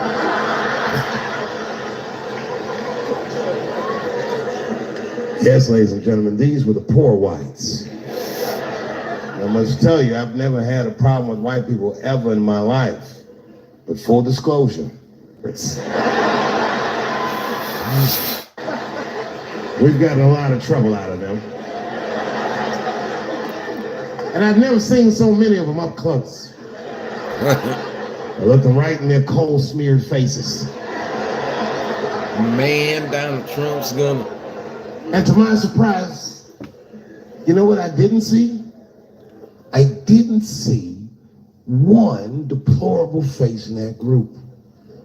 I saw some angry faces and some determined faces, but they felt like decent folk. No, they did. In fact, I'm not even lying, and I didn't sound fucked up, but I felt sorry for them. I know the game there. I know that rich white people call poor white people trash. And the only reason I know that is because I made so much money last year. The rich whites told me they say it at a cocktail party. He said the rich whites told me they say it. And I'm not with that shit. And I stood with them in line like all of us Americans are required to do in a democracy. Nobody skips the line to vote. And I listened to them. I listened to them say naive, poor white people things. Man, Donald Trump's gonna go to Washington and he's gonna stand there thinking to my mind, you dumb motherfucker.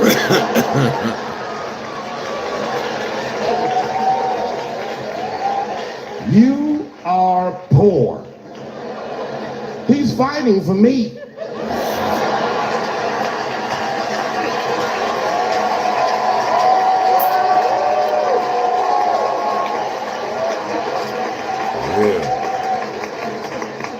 And they all looked at me. They could tell who I was voting for just as easily as I could tell who they were voting for. But do you guys know what we all had in common? Not one of us, not a single one of us, looked like we felt good about what we had to do in that booth. We were just doing our goddamn duty. Yes, I voted for Hillary Clinton. Of course I did. I voted for her because I liked what she said vastly better than I liked what he said. But to be honest with you, at that point, that shit was like watching Darth Vader do the I Have a Dream speech. That bitch is mean as hell. She'd already Karate Kid sweat Bernie Sanders' legs from underneath. Boy, it was hard voting for that shit. He said karate sweat Bernie Sanders' legs it was from the underneath. lesser of the evils. I know you were a Clinton supporter, Miss. I am sorry for her, but it didn't feel as good as it should have. She was gonna be our first woman president. They were gonna make coins out of this bitch.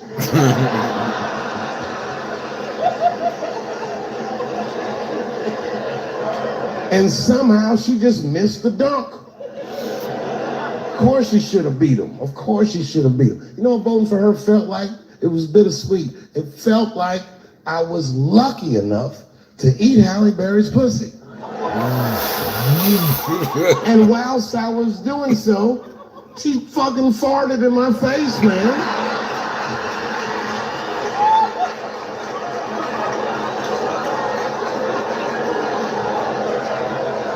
And you understand, I'd still do it. I'll still do it. Boy, I wish you didn't fart in this great nation's face. Oh, man. I voted that day, and then that same day I flew to New York City. I had work. That night I was in a comedy club in New York, and I said to an audience almost exactly what I just said to you. And I didn't know that there was a journalist in the room. And this journalist wrote an article. The headline of the article said, Dave Chappelle is an avid. Yeah, I had no idea the paper said that. And you know how I found out?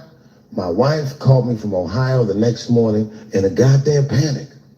David, what the fuck is going on in New York? I said, I'm being good, but what have you heard?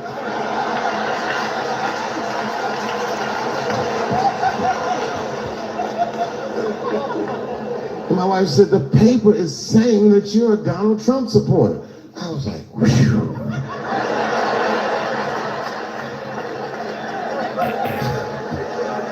I said, don't worry about that shit, baby. Nobody in their right mind would believe that. And she said, no, David, people believe it. And then she started reading the comments to me. Oh, they were terrible. All these black people call me all kinds of Uncle Toms and shit. I should tell you, buddy, this is a very serious allegation from one black to another. I was incensed. Uncle Tom? How am I Uncle Tom, nigga? You the one that reads the Observer? Anyway, all this shit goes down around, and now Trump is the president, and I'm hosting Saturday Night Live.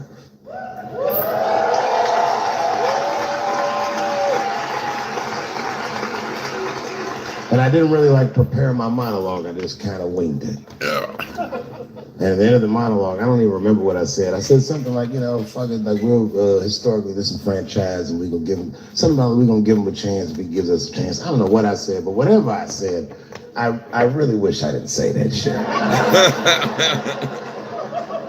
It was not worth the trouble. Now I walk into the barbershop and all them black people just be looking at me like, yo, Dave, what's up with your boy? Yo, nigga, no! Not my boy. Because I don't care if you're a Republican or Democrat, if you support him or not, any objective person is going to have to admit that this motherfucker is having a terrible go of it. You say having a terrible go of it. It really is. We've had presidents before that have done bad jobs, but this shit is worse than a bad job. It's scary to watch. Holy shit, it's like seeing a crack pipe in your Uber driver's passengers. The fuck is wrong with this guy? Yo, he is lunching, nigga. I watched Donald Trump in a press conference, and this motherfucker had all the media gathered, and this nigga literally asked the media to their face to stop finding shit out. I was like, yo, this motherfucker is bugging. And then, I'm not even making this up, his lips started sweating. His lips. Have you ever seen a motherfucker's lip sweat? What the fuck is wrong with this nigga's lips? It's like if you're on a plane, right? You ever been on a plane? I get scared to fly. I do it all the time. I be scared on there. And sometimes the plane will hit turbulence. And then I get nervous. But I always look at the flight attendant, and she looks calm, and it makes me feel calm. But if that bitch's lips were sweating, it's terrifying. Like, yo, nigga, why are your lips sweating? What do you know? This nigga said, what do you know? I'm not even making this shit up. This motherfucker grabbed the phone and goes, you don't know how scary the things I read in my briefings are. What's that, bro? He said, I don't think you're supposed to tell us that, bad bro. Leadership. Even as a parent, you think I'm gonna sit my kids down? Hey, little man, come here real quick. I'm gonna holler at you for a second. Yo, I'm I'm 3 months behind on the rent, nigga, and I am worried. Very worried. Cause I don't go to school and have a productive day, nigga. I was just thinking out loud, getting some shit off my chest. I'm like, what the fuck are you doing, bro? This is bad, man. Jesus Christ. All this motherfucker's ideas sound like high people ideas. Like he doesn't think these things through before he tells us. He just tells us what he's thinking as soon as it occurs to him. This shit sounds nuts. I'm gonna go to China and I'm gonna get those jobs from China and bring them back here to America. For what, nigga? So iPhones can be $9,000? Leave that job in China where it belongs. None of us want to work that hard. None of us want to work that hard. What the fuck is he thinking? Because I don't want to make them shits. What the fuck are you doing? Stop trying to give us Chinese jobs. I am going to bring back coal. Coal? I'm not even exaggerating. I have never in my life even seen a fucking lump of coal. I honestly don't even know what coal is for. If you're gonna have motherfuckers digging around in the dirt looking for shit, find me some truffles, nigga. That's what I'm about. What is coal for? Yeah, these truffle prices are getting out of control. If it gets any worse, I'm gonna be back down to regular butter like everybody else. Find me some truffles. Terrible, terrible job. This motherfucker hit North Korea with rap battle threats. Fire and fury, like, yo, what are you doing?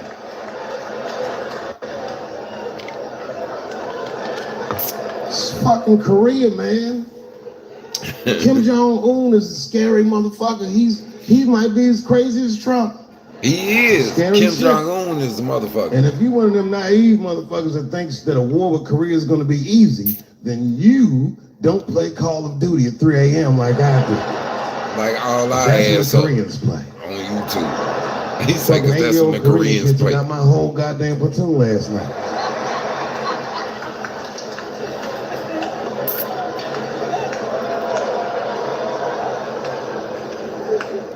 I've never seen somebody in an office so high with the most just basic fucking solutions. Like, we should not let any more Muslims in the country till we can figure out what's going on. Did he just say, figure out what's going on? Who doesn't know how to do basic math? Let's count it out, okay? There's been 17 mass shootings in the United States. 4 of them were done by Muslims. None of those 4 Muslims were from any of the 7 countries in your stupid ass original band.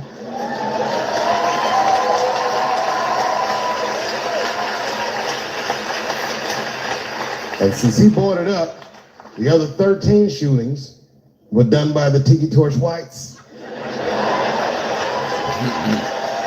These are facts. You don't see me trying to ban white people from the show to keep it's a fucking terrible idea because it's mean and it's racist. And most importantly, it would be catastrophic to my bottom line. If there were no white people here tonight, I might leave this bitch with $1,800. This man needs to realize that we all need each other. And that's why we will never, ever be able to beat China. Because everybody in America is racist, and everybody in China is Chinese. This motherfucker called it all wrong. And don't believe the media either, because as all this shit is happening, the media is trying to make us believe that the extremities amongst us are the norms. We can disagree, that's fine. And most of us are keeping a cool head that's about when he be this preaching. shit. You know what I mean? Americans generally respect one another's beliefs, even if they don't share those beliefs. I know I do. I respect everybody's beliefs except Amish people. Because they're the only ones that I can say clearly their God is wrong. speed limit is 75 miles an hour in Ohio, and one lane of traffic is buggy, nigga, your God is ridiculous. All the Amish people around my way know me too. Not from television, obviously. They know me from the streets. Because when I see them horse and buggies, I pull the Porsche over and talk to them. Ezekiel, are you sure that God doesn't want you to have any of this technology or this energy? Huh? Huh? I can't hear you, nigga. Let me turn this air conditioner off. What did you say? And the niggas be like, get away from me, ye. Ye tried to tempt me. Like the devil. The devil? Devil. Nah, bro. I'm trying to put you on to the game, Zeke. He said, I'm trying to put you on to the it's game, It's a big world Zeke. out here, nigga. I just went 25 miles in 30 minutes. That's a day's journey for you. You don't even know what the weather's going to be tomorrow, do you? I do. I do. You don't even know that there's a valuable Pokemon right on your drive away. Huh? Oh, my vape pen? See, I told y'all you want to hit my vape the pen? whole time he on that. Oh, sorry, nigga. I'm trying not to get herpes. My bad. I've been playing cat and mouse with herpes for 30 years now, but every night I go to the club, I'll be like, not tonight, herpes. No disrespect, I'm not saying you have herpes, I'm just saying 1 out of 5 people do. So let's just all be careful around this motherfucker and make sure that we leave with the lips we came with.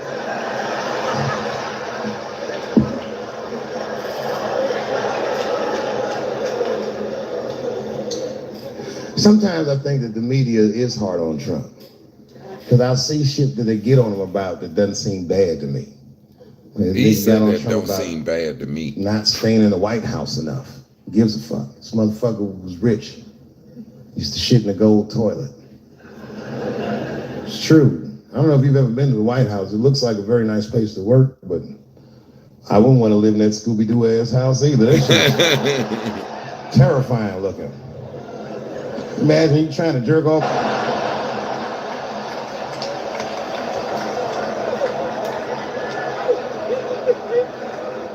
Shit, Bush didn't stay there either. He was rich too. He was like, fuck that, I'm going to my ranch in Texas. Obama was the first motherfucker to move into the White House like, this is a nice place. Look at this rug.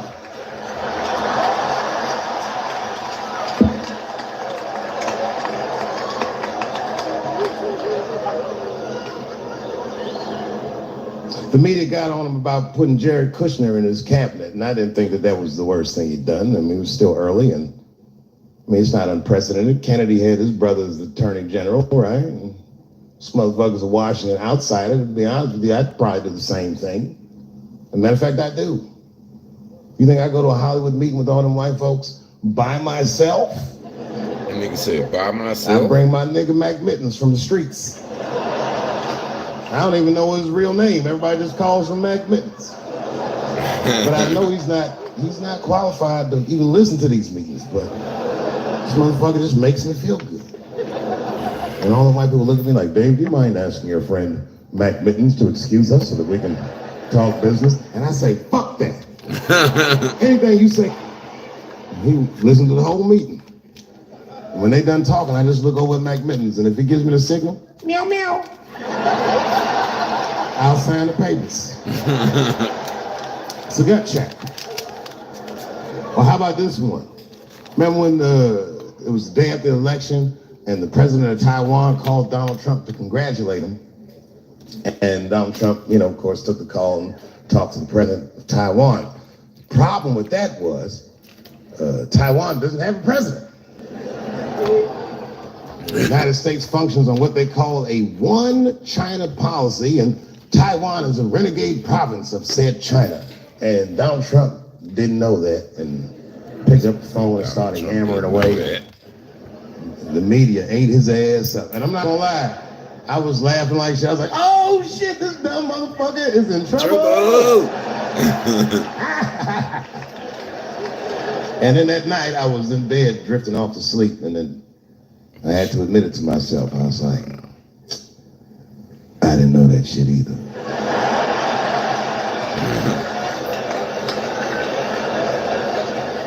And then I realized the media got the story wrong. The story wasn't that Donald Trump took the call. Nobody told Donald Trump not to take the call. That's terrifying. God damn, nigga, you don't have a Mac Mittens on your team?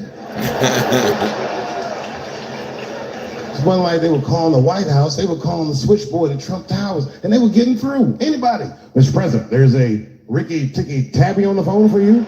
Yes, put him through. Hello, Ricky Ticky. Hello, Ricky Ticky.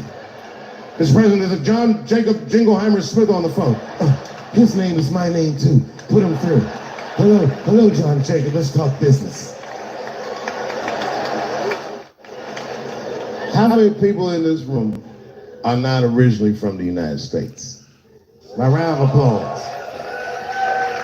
Where are you from, bro? You right there. You're from Iraq? Ew. I was fucking around. How long have you been here in the country? 23 years? Are you a citizen yet? You are? Congratulations, nigga. Congratulations. Well, welcome to this great land. You know, I'm gonna give you a history lesson, because I'm sure this wasn't on your entry exam. But every naturalized American has heard something about what I'm about to tell you. Picture is the early. Now wait a minute now. I'm glad y'all in the that's what y'all supposed to do in the comments. It's network, damn it. Y'all all get each other information and do what y'all supposed to do.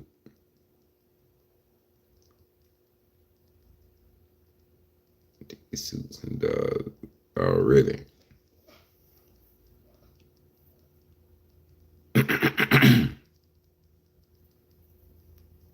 Tasha, make sure everybody get everybody information. Bayou, what's up, homie? How is Bayou in here and my comments don't have no color in them, no suit, no nothing? Bayou, you at work, ain't you?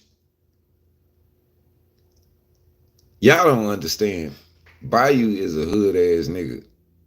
I love that nigga. That nigga is just like me. He don't give a fuck. If that shit ain't about no money, he ain't trying to hid. He don't, And anything to do with going to jail, he ain't trying to. He ain't with it. He ain't even finna play with you. See, Tasha, well,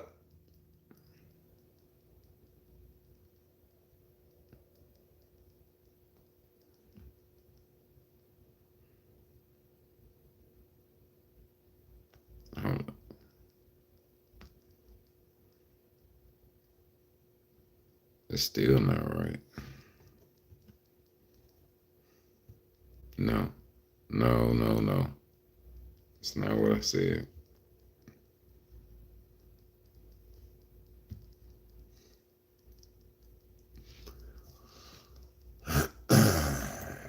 He's in the United States.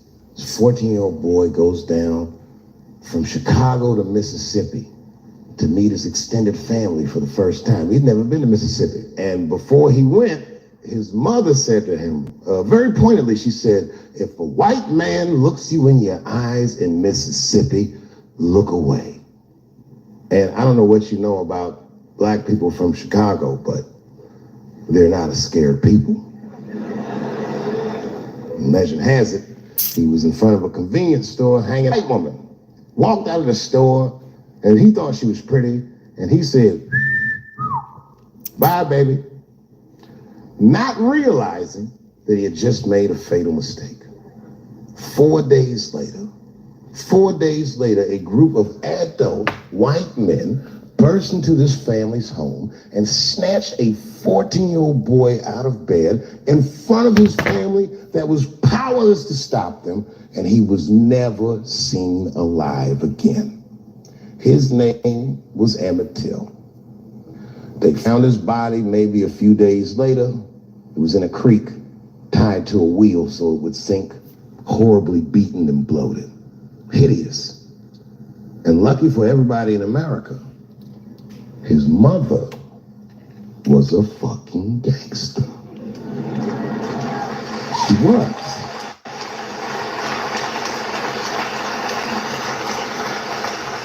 If you can imagine, in the very midst of a mother's worst nightmare, this woman had the foresight to think about everybody. She said, leave my son's casket open. She said, the world needs to see what they did to my baby. And every publication here in the United Times had this boy's horribly bloated body on its cover. And if our civil rights movement was a car, this boy's dead body was premium gas. This was a very definitive moment in American history where every thinking and feeling person was like, ugh, we gotta do better than this. And they fought beautifully, and here we all are.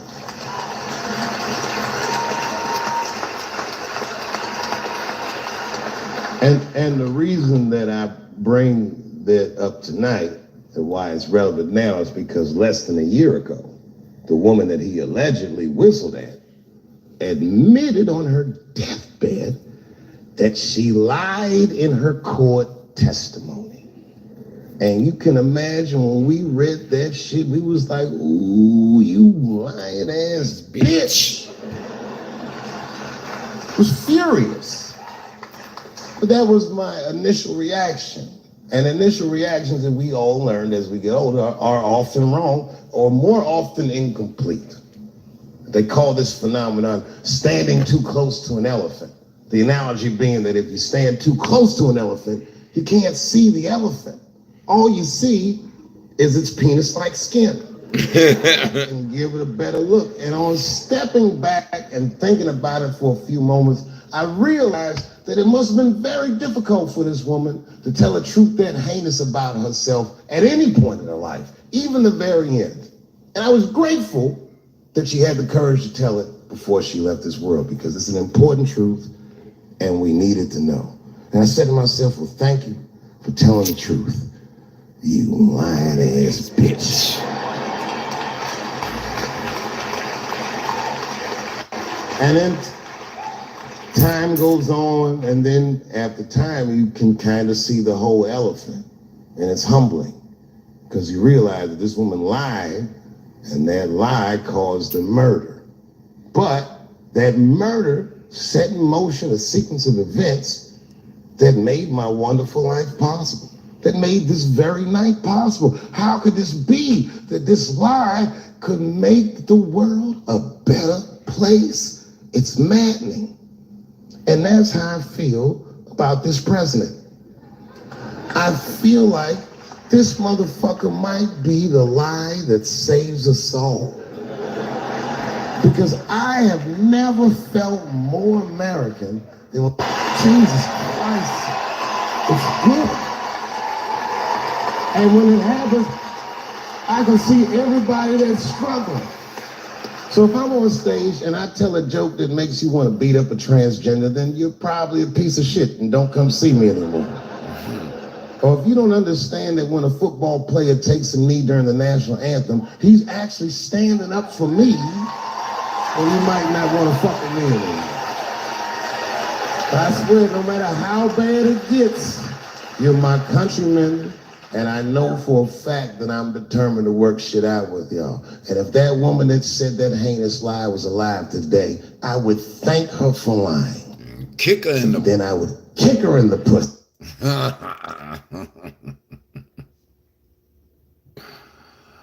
Oh, Lord. Let me see. Oh, my bad. I forgot I was on I gotta get off here. Let me see. What time is it? Oh, yeah. Even though I'm be up anyway. What is this? No, ain't what I want.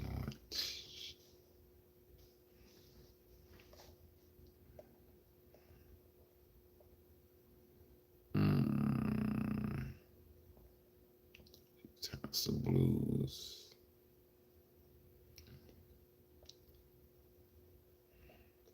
See, R.I.P. Rose Session. No.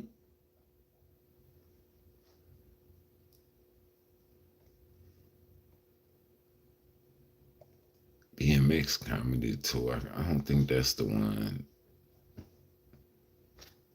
I was thinking about.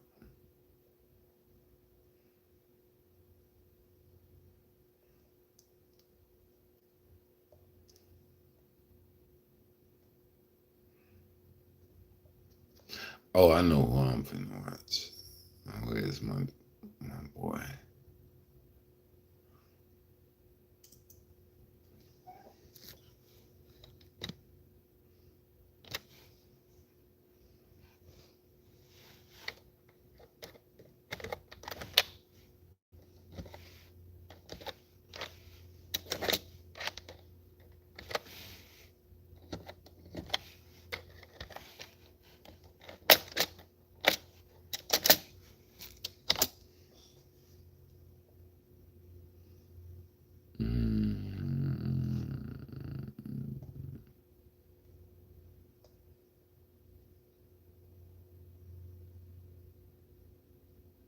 There you go.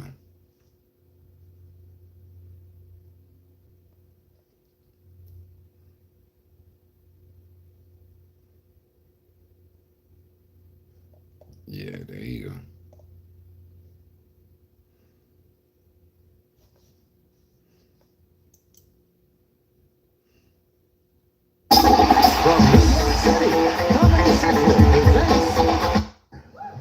This is groundbreaking.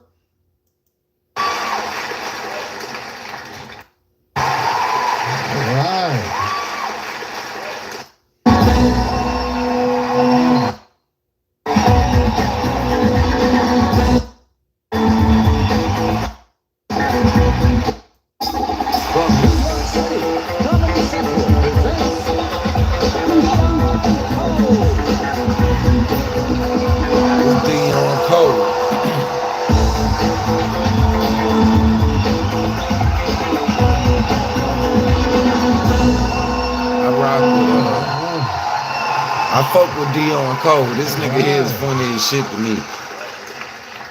Hey, I'm happy to be here. This is groundbreaking right here, man. I appreciate this, man. Thanks for coming out. I'm gonna do some jokes, and hopefully they work. And if they don't, I don't live here, so it don't matter or nothing like that. So I'm just gonna try some jokes out real quick. See if they work or whatever. Okay, start this off with something they might like. Okay, cool. I like drinking vodka and cranberry. That's my drink. That way you're able to get messed up and clean your system out at the same time. I like to stay even when I get messed up, Like I just found out fish is brain food. It enhances your brain cells, and that's good to know. Because like weed kill your brain cells. So if I eat some fish after every joint, I should be even again, right?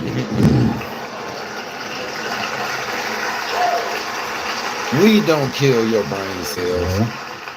I might just start smoking fish. Just cut the middleman out, I remember one time I tried to get high and I didn't have no weed, and my little Hispanic homie was like, Dion Holmes, if you don't have no weed, take some cigarettes, dip them in some cold medicine, try them and smoke them, you'll be messed up. I'm like, forget you, Pepe, I ain't about to do that. About a week later, I'm over my cousin's house playing PlayStation. I'm like, you got some cold medicine? He was like, you got some cigarettes? I'm like, yeah, we dipped and tried and smoked them 5 minutes later. I was like, I'm high as hell. But we wasn't high, we was just sleepy. I ain't had a chest cold since that happened. If there's any drug dealers in the house, I just want to tell you from the bottom of my heart, keep up the good work. Don't get caught. People like me need you out here, all right? The guy I was buying weed from in Chicago, he died, and it hurt my soul too. I just want to tell the drug dealers, you can't be out on the streets acting any kind of way you want to, getting shot and stabbed and stuff. I mean, you got responsibilities, you know? So you got responsibilities. I mean, you got to think about your customers, you know? I mean, if you die, how we gonna get high, you know? See how that works, you know? One of those guys get some weed, his sister answer the door. I'm like, hey, Rita, tell Snake I want to get a little 20 sack. She like, Deion, Snake dead. I'm like, what? So it ain't no weed here? How you gonna die and take the weed with him, huh? One time I messed up my mother real bad. Like, my mother a Christian. Like, she is super Christian. Like, she go to church with a cape on, you know? I messed up real bad with her one time. She was in the house praying and reading the Bible with her friends. Me and my friend outside, we smoking on something. And my boy like, hey man, let's go in your house and order a pizza, all right? And I'm like, nah man, my mom in there praying and reading the Bible with her friends, you know. Plus we gonna be too loud. He like, we ain't gonna be too loud, all right? I ain't no prayer hater or nothing like that, but I'm hungry as hell and I wouldn't do this if we was at my house. You know, I hate peer pressure, so I'm like, come on, man, you know. So we go in the house to order this pizza. While waiting on the pizza to come, we having man talk, talking about women, sex. It was basically that, what we was talking about, whatever. But I don't know if y'all got this around y'all neighborhood in Chicago. We got the ghettoest pizza places in the world. They don't even have no delivery man. They give your pizza to whoever going your way.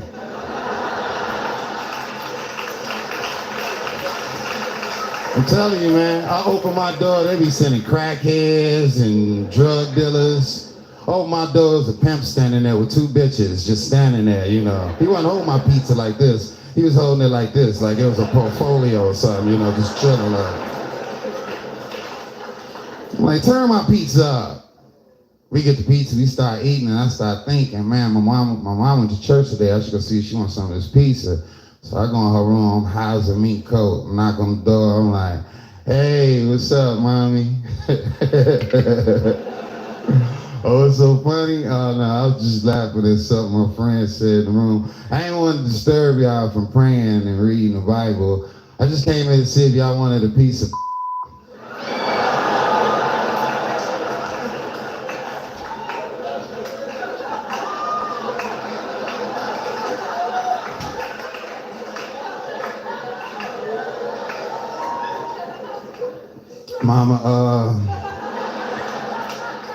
Mama, the devil been taking over my soul already.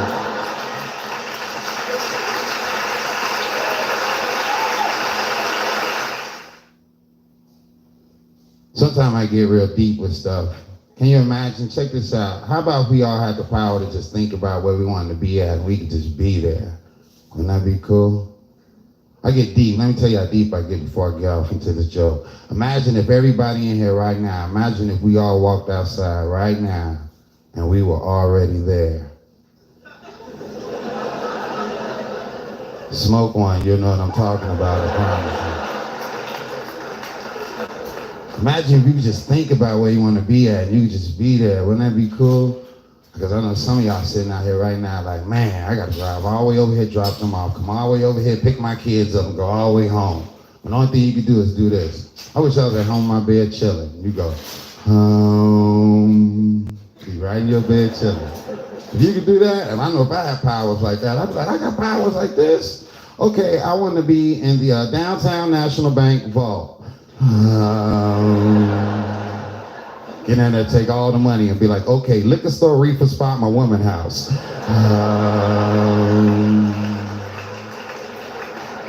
If you trying to get money out the gas station, getting robbed, guy come up behind you, freeze, withdraw everything now, blow your head off. I'd have been like, be like, pow, pow, pow. Where you go to? I'd have been right behind him like, trying to rob me, bastard, You couldn't cheat on your woman either. While you over somebody's house going, whose is it? Whose is it? She at home like, he ain't called yet. I bet he over Fuquanda's house. I want to be in the bitch closet. Get up a closet, see you in there. She like, I knew you was cheating on me. I knew it. Forget it, to the nearest gun shop. Yeah, let me see that 9mm right there. Yeah, the clip come with it, infrared. I'll take this. Okay, man, that'll be 400 and... Get back in the closet. Boom, freeze, D.I. I knew you was cheating on me. You leave me at home with them little nappy-headed ass kids. You ain't gonna do it no more. I'm gonna blow your balls off now. I'll be like, hold on, just hold on for a minute. Fuquan, to tell her what happened. She'll be like,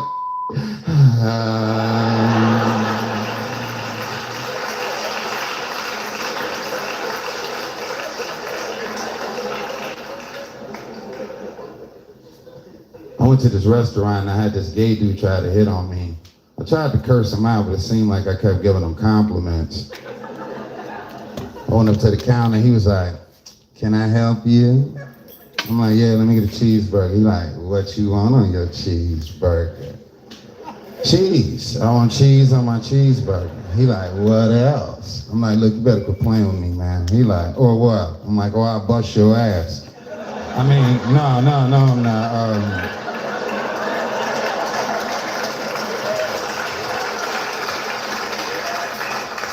I'm gonna do something you don't like.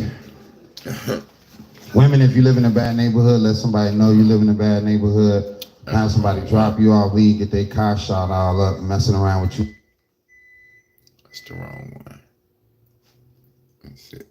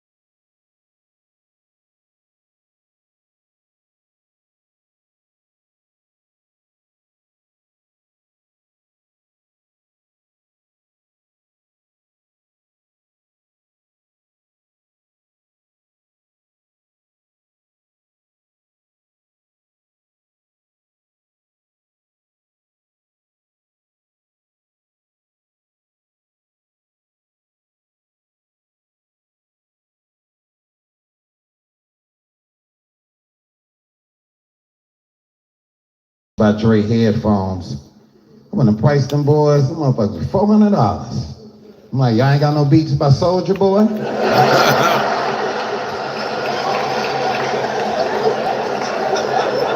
Them should be about $20, shouldn't it? Y'all got no MC Hammer beats or nothing like that? All right, y'all. I'm about to smash.